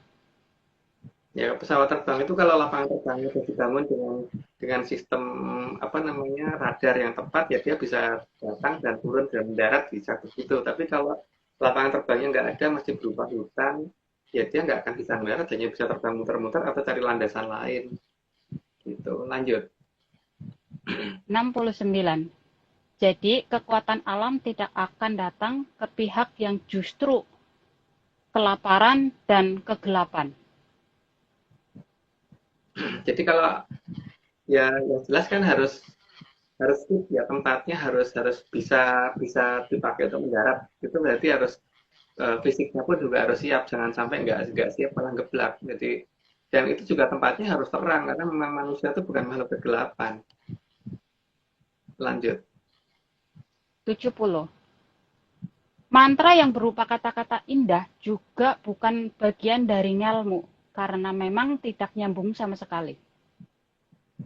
Kalau kata-kata indah itu memang total ngelmu juga enggak, ilmu pun juga enggak, ngilangin Sukerto juga enggak gitu. Jadi nggak tahu deh itu sejak kapan munculnya tiba-tiba sering ada kata-kata indah kok digunakan untuk patokan gitu. Lanjut. 71. Kalaupun dalam ilmu ada kata-kata mantranya, tapi itu bukan untuk diartikan, karena itu adalah password. Dan password bukan untuk diartikan. Ya kalau misalkan kita punya komputer, kita kasih password, passwordnya kita terjemahkan ya nggak akan bisa. Ya harus sesuai kata-kata itu. Misalkan passwordnya Windows gitu. Windows itu kan artinya jendela. Kalau Windows pakai S berarti jendela-jendela gitu kan. Kita ngetiknya jendela-jendela ya nggak bisa. Tetap harus Windows gitu kan. Karena namanya password ya password. Ganti-ganti. Apalagi diterjemahkan.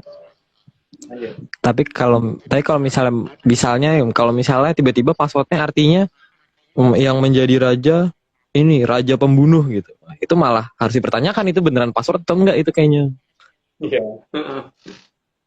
Karena kadang-kadang ngertiin juga perlu buat ngecek doang sih sebenarnya sih gitu kan sebenarnya. Iya. Tapi bukan artinya bukan itu gitu. Iya, karena ada juga sih memang seperti itu seolah-olah mantranya sangat urut. Nah, ini tapi ketika kita terjemahkan lah kok malah Yomaro Jojoromoyo gitu kan. Nah, itu dia bahaya di situ. Yomoromoyo gitu kan. Itu malah berbahaya banget kan. Memang kita juga harus tahu artinya. Makanya ini layak diikutin apa enggak itu kita harus ngerti artinya juga. Tapi yang namanya password bukan untuk diartikan memang. Iya kan? Jadi dibacakan bukan artinya. Gitu. Oke. Oke. Lanjut. Lanjut. 72. Ngelmu menjadi dasar dari turunnya anugerah yang lain, dan syarat ketitisan leluhur juga harus sesudah menjalankan ngelmu. Jadi nggak ada orang ketitisan belum ngelakoni apa-apa gitu loh. Itu namanya ketetesan ya. Jadi beda, memang lain. Tapi ya nggak tahu kalau ada orang yang nggak apa, oh itu ketitisan ya sekarang mulah gitu. Itu urusannya dewi-dewi gitu. Lanjut. 73. Ngelmu itu cuma ada satu cara. Jadi tidak ada cara lain. Karena cuma ada satu jalan yang bisa dilacak. Karena memahami mata satu. Jadi kalau ada orang ngomong aku pakai cara lain ya terserah, tapi pasti nggak akan ketemu. Karena memang hanya satu itu gitu. Jadi tidak ada yang namanya itu kasepuan, kanoman, karena cuma satu itu. Jadi jangan diterjemahkan macam-macam itu memang berarti sudah menjauh dari apa yang seharusnya bisa dijalanin. Kalau sudah diarahkan ke kasepuan atau kanoman dan sebagainya, pasti nanti ujung-ujungnya juga tidak akan ngerti apa-apa. Karena hanya kata-kata baik nanti yang akan didapat. Kemungkinan kan begitu ya. Tapi nggak tahu. Yang menjalani itu tapi ternyata jadi sakti mungkin artinya yang super bisa aja toh. Ya nggak Aryo? Betul. Apalagi kalau ada kata-kata betorokolo si paling besar. Nah itu udah bahaya itu. Oke, 70 Pak. Mulutnya aja nggak besar loh. Iya makanya. 74. Ya. Karena leluhur tidak akan bisa menempati wadah yang masih kosong, meskipun ngaku penuh, tapi alam itu tidak bisa dibohongi. Kalau kosong ya kosong, meskipun bersendawa berkali-kali. Ya meskipun gelegean berkali-kali, tapi tetap aja itu ketahuan kok itu kalau bukan leluhur, karena leluhur itu hanya akan menempati dengan kalau yang orang sudah jalani dengan benar dan laku itu cuma satu. Jadi kalau mau dikatakan ada banyak ya terserah, tapi kalau bagi kita cuma satu.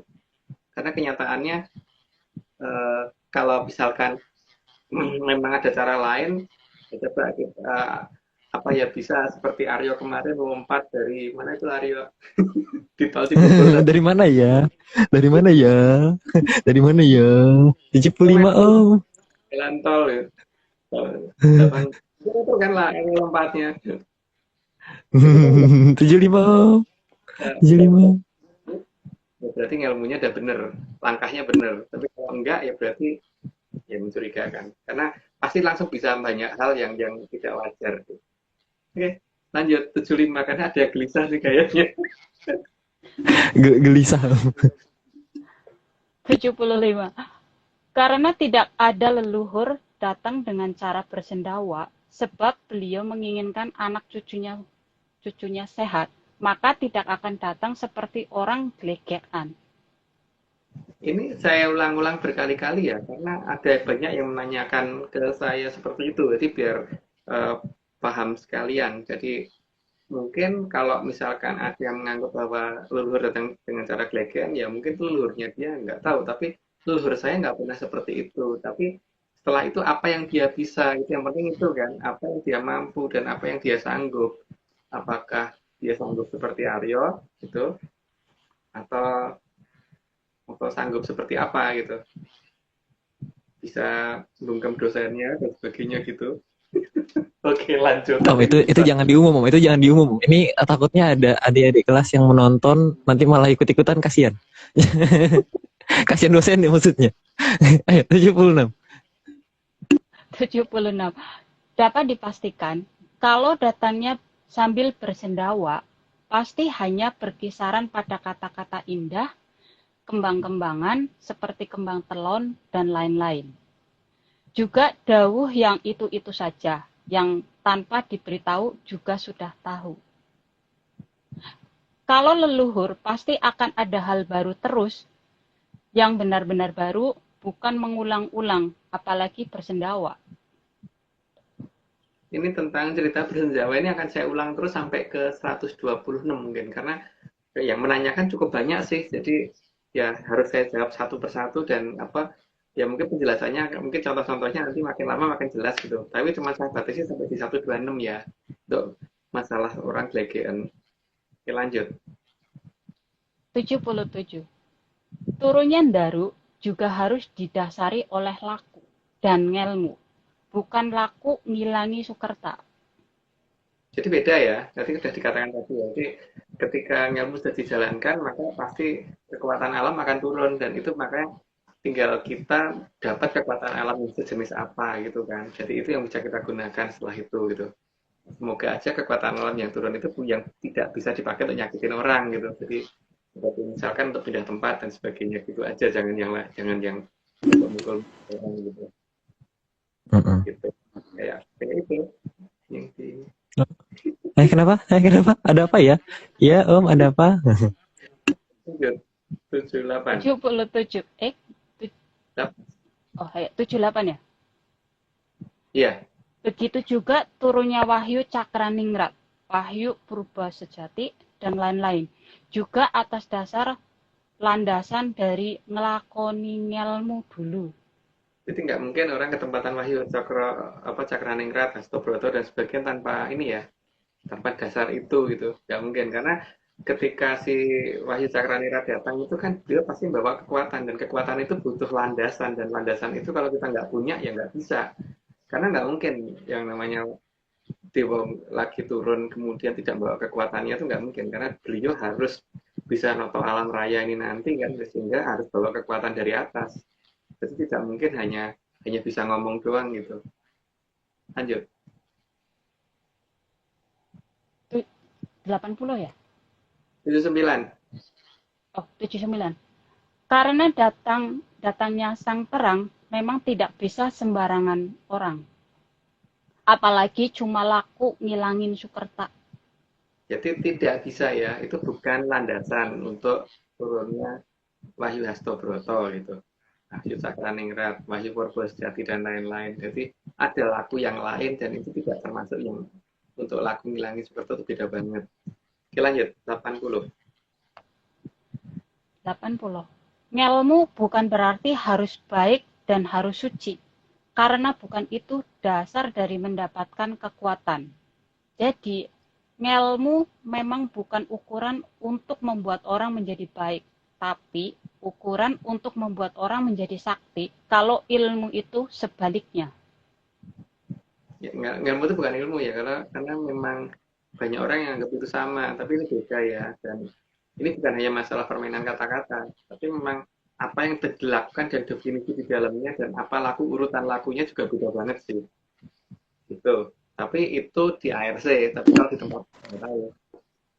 Lanjut. Bahkan tapi adik kakak aja bisa beda ya Om, kekuatannya. Jadi bukan berdasarkan keturunan atau dari darah ya. Ya, bukan.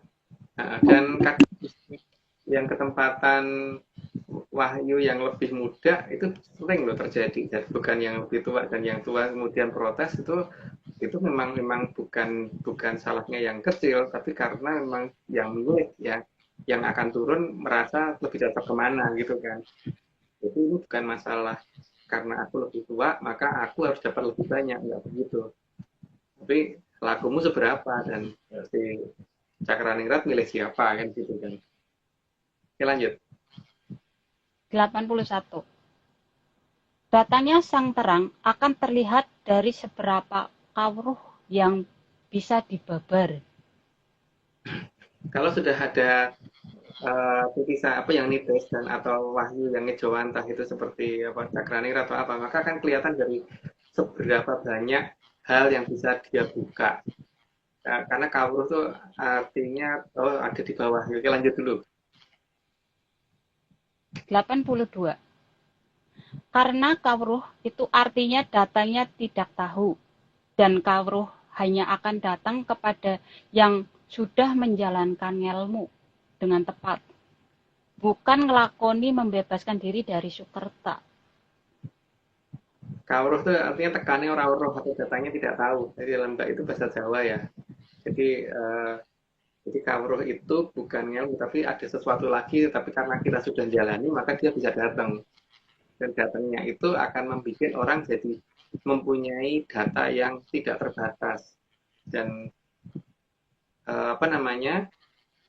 kalau sudah mempunyai data yang tidak terbatas itu berarti bisa kelihatan bahwa dia lakunya minimal sudah jangkep atau tangkepan candriani tenan itu. Karena kalau enggak kan pasti dia akan terbatas untuk hal-hal tertentu dan mungkin sifatnya cuma kembang telon, terus kembang mawar, cuman kantil atau BBN gitu. Oke, lanjut. 83. Karena kawruh memang tidak akan ada dalam literatur, terutama literatur dari barat. Orang yang kawruhnya tinggi pasti apa-apa bukan berdasarkan tulisan apapun. Yang dikatakan pasti benar-benar ada dan bisa dibuktikan keberadaannya. Karena kalau orang sudah punya kawruhnya tinggi itu berarti dia benar-benar tahu banyak hal yang tidak ada dalam literatur. Tapi kalau orang mau menanyakan literaturnya memang sulit, tapi itu bisa dibikin. Kenapa? Karena dia bisa lompat waktu ke masa lalu, dia naruh itu di sana. Sehingga ini yang membuat orang yang kawruhnya tinggi itu kemudian kalau dikatakan nggak ada literatur, ada. Itu buktinya ada di sana karena dia bisa naruh di waktu yang berbeda. Makanya dulu Bapak Pleret Garso pernah memfotokopi buku yang akan terbit 10 tahun lagi karena itu masalahnya. Karena beliau ngerti dengan sang yang Toto-Winanci dan dia nggak tahu cara berkomunikasi sehingga bisa meminta izin untuk meletakkan sesuatu di masa lalu atau di masa depan. Oke, lanjut.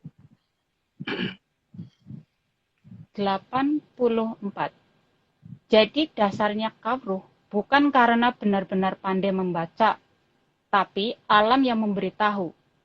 Maka data yang ada pasti unlimited.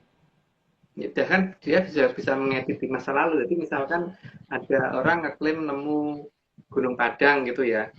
Orang ngomong bahwa ini ada ini bisa saja dia kembali dulu ke masa lalu atau dipindah dulu. Jadi supaya orang waktu buka nggak ada. Dan itu mungkin akan terbukti nanti bahwa itu memang nggak ada gitu kan. Oke, lanjut. 85. Meskipun mengaku maha sempurna dan boleh-boleh saja mengaku sangat sempurna sekalipun, tapi kalau merasa sempurna, yaitu hak yang ingin dianggap paling tahu dan paling sempurna. Padahal cara nambal ban saja tidak ada di situ. Ya, kalau dikatakan sempurna itu kan, kalau dikatakan suatu ajaran yang sempurna itu berarti harusnya segala-galanya ada di sana kan. Ya kalau segala-galanya ada itu berarti termasuk hal sederhana itu ada. Seperti misalkan paling gampang masak nasi goreng ada enggak, kalau enggak ada ya berarti nggak sempurna. Ya lanjut. Ngerakit komputer, ngerakit speaker. Itu ada nggak, jangan hanya besok akan ini berarti sudah dikatakan sempurna. Enggak, kalau dikatakan sempurna itu cara bikin kapasitor itu gini terus nanti rakitannya untuk supaya jadi prosesor seperti ini, untuk jadi supaya jadi RAM seperti ini itu harus detail, itu namanya sempurna. Kalau cuman besok akan ada komputer pakai RAM itu berarti ya belum sempurna kan. Iya benar. Oke, lanjut. 86. Karena yang dikatakan lengkap dan sempurna itu berarti segala-galanya ada, bukan cuma garis besar saja. Kalau garis besar itu bukan sempurna karena Kalau sempurna itu lengkap ya, benar-benar lengkap gitu. Jadi kalau kita ngomong di dunia ini tidak ada yang sempurna, jangan pernah ngomong bahwa ada yang sempurna. Gitu kan. Tapi kalau kita ngomong ada yang sempurna, ya berarti oke lah, nggak apa-apa. Tapi jangan kemudian ngomong tidak ada yang sempurna. Jadi harus sesuai dengan ucapan sendiri ya. Jadi kalau kita sudah ngomong bahwa ada sesuatu yang maha sempurna, maka jangan terus ngomong bahwa manusia tidak ada yang sempurna. Oke, lanjut. 87. Karena garis besar itu bukan lengkap, makanya masih banyak yang putih di antara si garis besar. Masih ada belangnya kan, artinya kan belum ketutup semua. Kalau ketutup semua kan jadi namanya bukan garis, tapi keblok hitam gitu kan. Oke, lanjut.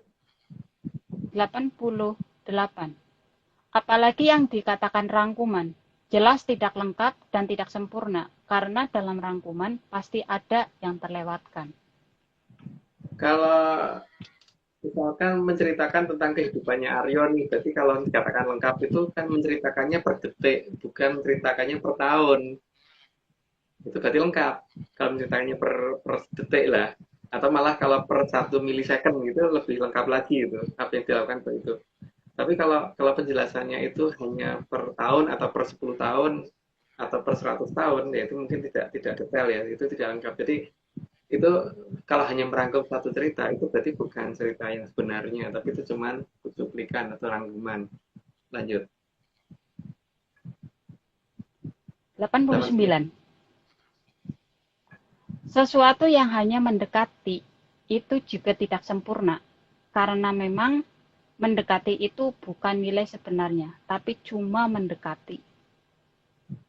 Ada yang namanya limit gitu kan dalam matematik, dan limit itu hanya mendekati karena ada beberapa perhitungan yang tidak bisa dihitung secara detail. Bahkan misalkan seperti bilangan rasional 1/3 itu kan 0,33333 terus nggak berhenti, tapi pendekatannya ada di 0,3, padahal 0,3 itu 3/10 bukan 1/3 gitu. Atau misal seperti akar 2 kan 1, sekian gitu, itu juga masih bukan, kan berarti hanya mendekati gitu hasil angka yang sebenarnya. Jadi memang ada yang di matematik ada angka yang hanya bisa didekati tapi tidak bisa ditunjuk itu loh gitu kan. Oke, lanjut. 90. Yang menjadi masalah itu kalau merasa sudah dekat atau mendekati, tapi sebenarnya masih terlalu jauh. Ya karena tergantung kita melihatnya bagaimana. Kalau kita melihat dari Jupiter sana, mungkin Jakarta dan Jogja itu dekat. Karena kita melihatnya dari Jupiter sana. Apalagi kalau kita melihatnya dari Proxima Centauri sana. Tapi kalau melihatnya dari Bandung, itu kan jelas Jakarta di sana, Jogja di sana, itu jauh banget gitu. Jadi pendekatan itu bukan yang asli ya. Pendekatan itu masih jauh dari sempurna karena itu hanya mendekati, dan mendekatinya itu dalam skala apa. Kalau skalanya skala kecil itu mungkin mungkin sudah sangat mendekati, tapi kan masalahnya kayak bagi sesuatu yang bersifat besar. Tapi kalau bagi yang berukuran kecil, maka sesuatu hal pendekatan yang kecil bagi orang yang besar itu tetap akan jadi beda jauh gitu. Jadi artinya mendekati itu tidak sempurna gitu. Aryo, ini sudah 90, lempar lagi. Oke, siap. Ini semua cuma dongeng. Mulai dulu Bang ya.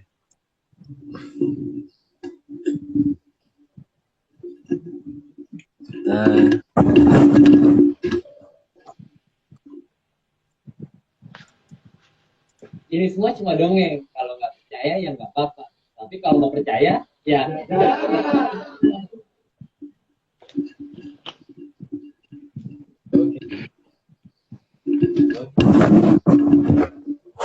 Betul.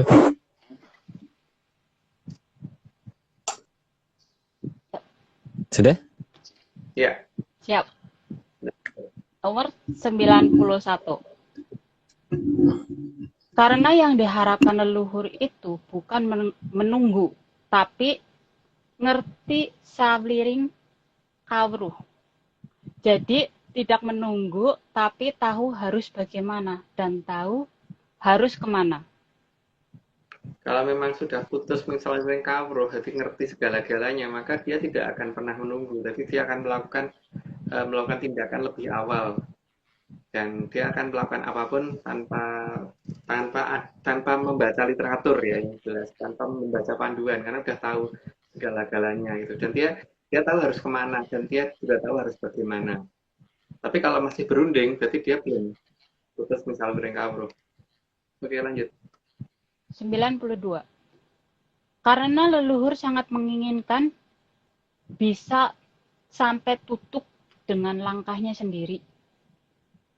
Jadi bukan karena digandeng, karena dijemput, atau karena ada yang ngasih tahu, tapi bisa tutup dengan langkahnya sih, atau sampai ke tujuan dengan langkahnya sendiri gitu. Oke, ya itu tadi mau leluhur. Lanjut. 93. Meskipun ada jurang yang membatasi, tapi alam ini seharusnya tidak berbatas, kecuali kalau salah cara melihatnya, sehingga menjadi ada batasan. Ya, intinya tidak ada hubungannya dengan kelegaan ya, yang melihat ini. Oke, lanjut. 94. Karena kawruh akan memberitahu jalan supaya tidak menuju tempat yang berbahaya, dan juga tidak membahayakan yang lain. Nah, supaya bisa jelas, maka penjelasan itu harus detail. Kalau detail itu berarti juga harus bisa menunjukkan kemana, nanti lewat apa, dan sebagainya. Itu harus dijelaskan detail, bukan kamu di situ aja ya, nanti kamu dijemput, bukan begitu. Lanjut. 95. Dan garis yang dibuat alam itu bukan menuju tempat berbahaya, maka menggunakan akal yang diberikan oleh Sang Yang Kawitan itu harus menjadi yang utama. Karena kalau asal ikut garis, maka bisa salah langkah dan salah arah. Karena garis itu tidak selalu kelihatan lurus, karena kalau kita menggaris di bumi, kita pikir lurus, tapi ternyata kan melengkung. Jadi emang susah mencari garis yang lurus. Nah, makanya kita harus menggunakan logika kita juga, supaya kita ngerti bahwa ini melengkung atau enggak sih gitu. Oke, lanjut. 96. Bagi orang ARC, kawruh sangat penting. Maka semua bukan didasarkan atas literatur. Meskipun literatur bisa saja dibuat leluhur dan ditaruh di masa lalu, kemudian tinggal diambil di masa kini. Atau kita sendiri yang melakukan itu, jadi bukan hanya leluhur, itu bisa dilakukan. Jadi ketika orang nanyakan literatur ini, bisa aja kita taruh dulu, dan karena waktu itu bisa dirubah, terserah kepada orang yang kawruhnya tinggi. Katanya Aryo begitu. Lanjut. Gimana? Mohon maaf. 197. 97. Alam pada dasarnya akan memberikan petunjuk yang sederhana, bahkan sangat sederhana. Maka jangan diperumit dengan filsafat yang akan sangat menjauh dari yang dimaui oleh alam. Itu kayaknya ini lebih cocok untuk Mas Indra ya, Aryo. Waktu itu Mas Indra kan jadi seberapa jauh itu menggeser segala-galanya gitu kan. Iya, itu dia. Filsafat itu sangat menggeser, Bung. Menggeser jauh. Lanjut aja. 98. 98. Karena yang memperumit keadaan itu adalah Sang Yang Batara Kala, supaya semuanya bisa dia mangsa, maka semuanya akan berdasarkan pada keruwetan dan ancaman. Karena kalau ruwet itu kan maka orang jadi nggak ngerti harus kemana lagi, harus bagaimana dan harus bertindak apa gitu kan. Lakunya apa itu dibikin nggak kelihatan dan menghilang langkah-langkah yang asli. Diganti dengan hal-hal yang sifatnya jadi baik tapi jangan jadi sakti, supaya nggak bisa melawan dia. Oke, lanjut. 99. Karena Sang Yang Batara Kala memang menargetkan agar semua bisa dimangsa, maka tidak boleh melihat siapa dirinya, akan dijadikan patokan dasar yang wajib diterapkan. Ini kayaknya udah dijelasin tadi deh, lanjut aja. 100. Bahkan beberapa sastra kuno juga diarahkan agar orang lebih suka mengatakan Yamaraja Jaramaya, bukan malah menghindari Jaramaya. Dan karena bertubuh besar, maka dia selalu minta dikatakan paling besar, serta dikatakan tidak bisa dan tidak boleh dilihat. Karena Prabu Jaramoyo nggak mau kalau dilihat, karena kalau dilihat nanti dia nggak bisa memangsa. Buktinya Timun Mas waktu melihat si Buto Ijo dia bisa kabur, makanya dia pasti sudah nggak mau dilihat. Gitu, lanjut. 102.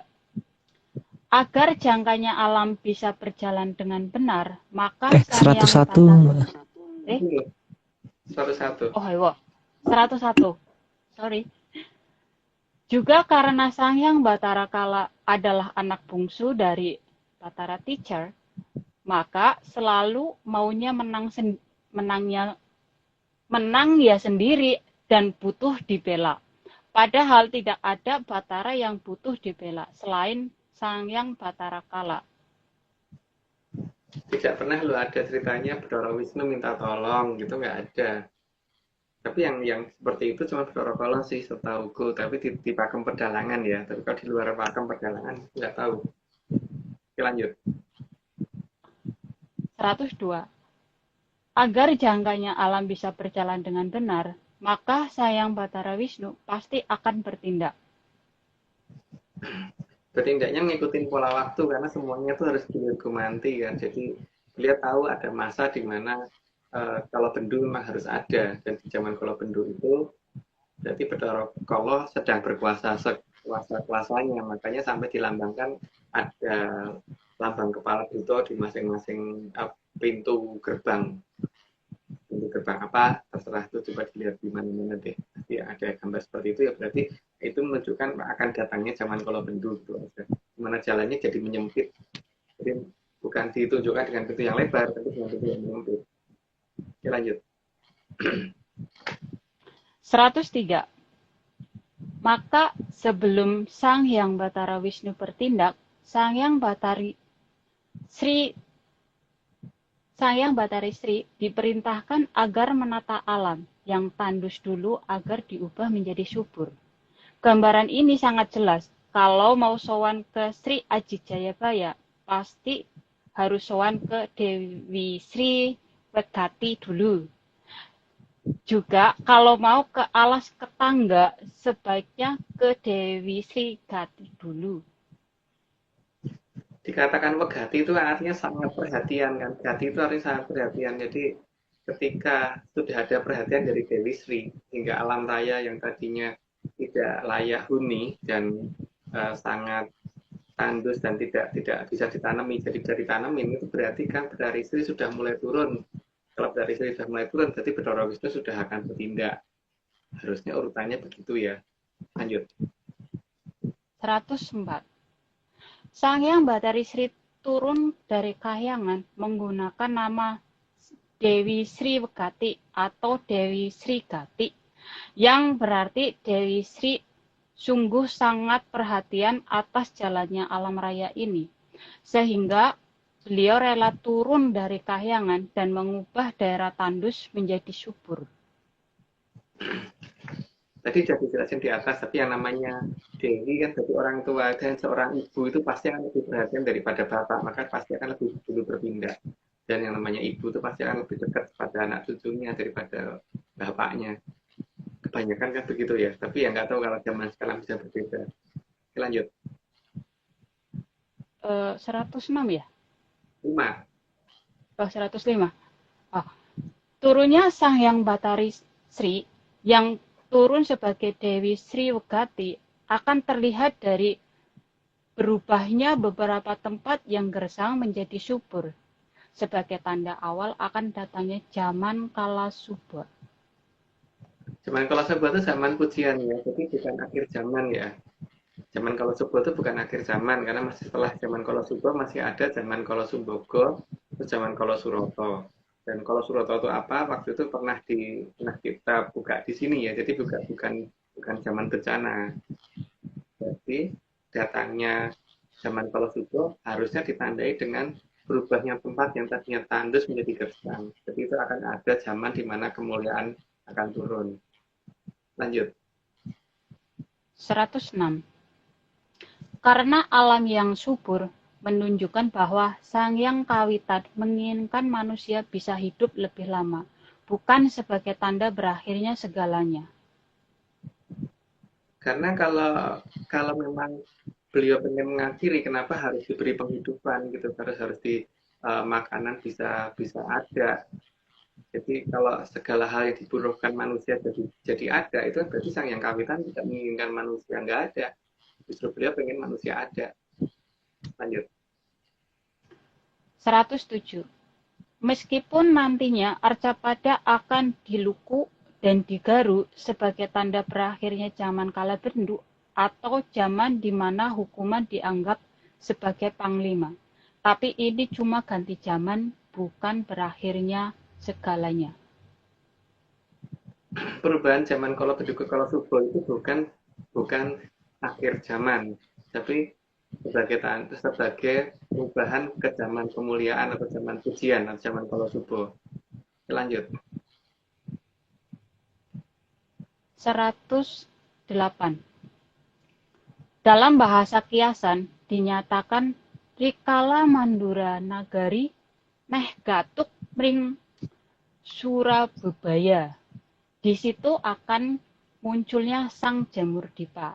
Dan saat ini garis pertempuran di paprangan sakjroning Karungan yang ada di tanah Murub sudah mendekati batas Mandura Nagari.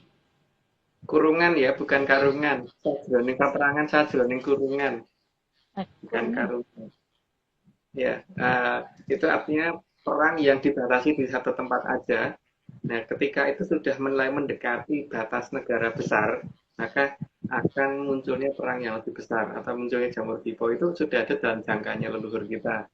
Tapi itu ngomong tidak lengkap ya, karena kan kita memang ngomong tidak sempurna. Oke, lanjut. 109. Sampun arsa jumudulipun Sang Jamurdipa. Sedaya dawuhipun yang sampun kuwaca. Angin-angin kang arsa ngasta wangsulimpun Nuswantara mring kamulyaning Tribuana. Sudah cukup, tidak perlu diterjemahkan untuk bagian ini. Mungkin Aryo Sen terjemahin kalau mau, tapi sebaiknya disclaimer. Aduh, aku putus. Jadi nggak perlu jelasin. Oke, kita karena udah mau 2 jam, Om, langsung disclaimer aja ya. Oke. Tim Atlantis Research Center tidak pernah menjual jasa untuk berkomunikasi atau bertemu dengan para leluhur dalam bentuk ritual apapun. Waspada terhadap oknum yang mengatasnamakan tim ARC. Ritual resmi hanya dilakukan oleh Mas Agung Bimo, Mbak Vicky Ananda, dan juga saya sendiri. Untuk informasi resmi, silakan hubungi via DM IG @VickyAnandaReal. Jadi beliau akan siap sedia 25 jam sehari, 8 hari seminggu, dan segitulah, pokoknya segitu. 40 hari sebulan. Iya, 40 hari sebulan dan 400 hari setahun. Gitu. Oke. Gimana dari Hong Kong? Masih Ya, sehat di kah? Hong Kong. Jam berapa sekarang? Di sini udah jam 11.49. Dan Oh, beda hari ini sejam ya? hari ini saya mau jadi jadi pembaca dongeng karena hari ini nggak ada juragan di rumah gitu. Ada bebas gitu. Kalau ada juragan saya nggak rikuh gitu loh. Kalau punya kamar sendiri tapi rikuh karena mereka orangnya banyak diam gitu. Oke, mantap. Kita tunggu lagi dari tim-tim Hong Kong, menyanders Ya. Hong Kong. Di Hong Kong lumayan susah ya untuk kita memberi pengetahuan seperti ini. Sepertinya jangan deh. Iya. Oke. Kalau gitu kita langsung pada terima kasih. Ya Om, Yuk, oke. Bonet, oke. Terima kasih sebesar-besarnya kepada Ki Tunggu Jati Jaya Mongrogo yang menjadi pamong dan menyediakan data bagi kita semua. Kemudian juga terima kasih Mas Agung yang sudah mau menjadi narasumber dan juga sudah mau menyiapkan slide-nya. Kemudian juga Bonet. Terima kasih sudah mau menyumbangkan suaranya malam hari ini. Mantap. Jarang-jarang Putus-putus aku tadi di jalan. oh iya nggak apa-apa. Sejujurnya jarang banget aku ngeliat narator tuh minum. Tadi baru berapa kali ini. Oke, lanjut Mas Nogo. Terima kasih sudah merapikan slide. Kemudian juga Bang John. Terima kasih, gambarnya indah sekali hari ini. Indah banget pokoknya. Keren banget, nggak ngerti kenapa. Ada sesuatu yang indah. Kemudian juga Mbak Vicky. Tim AET lainnya Mbak Vicky, Om Iwan, Haskell, terus juga Mbak Ade. Dan segelintir tim ARC lainnya. Terima kasih juga. Dan terakhir, untuk Chief Eksekutif kita, Bos Besar Marius Gumono. Terima kasih yang sudah memprakarsai RLT Series hingga hari ini. Sekian Om. Ada lagi yang mau disampaikan? Cukup gitu aja. Oke. Nah, kalau kita nggak maha sempurna ya Om. Enggak. Nah. Juga besar kita. Iya, kita juga nggak maha. Ini aku kecil ya, ini cuma segini loh, ini maha kecil ini. Sama, saya juga kecil. Ya udah. Dan modelnya kalau berbeda. Dan modelnya berbeda dari yang beda. Ya. Kalau gitu kita sudahi saja. Kita sampai jumpa di pertemuan berikutnya di episode 124. Kayaknya makin seru nih. Semakin kesini semakin diudal-udal semuanya. Jadi kita mungkin lebih seru. Oke, siap. 127 ditunggu ya teman-teman semua ya. Karena aku udah nunggu deh. Iya, karena asik. Maha diet. Dongeng, jangan lupa dongeng. Oh iya, jangan lupa dongeng ini akan semakin seru dari semakin episode 127 ke atas. Jadi sampai jumpa di pertemuan-pertemuan selanjutnya. Sampai jumpa, salam sehat, tetap jaga kesehatan, dan yang terakhir ya pastinya salam menyan semua. Salam menyan. Terima kasih.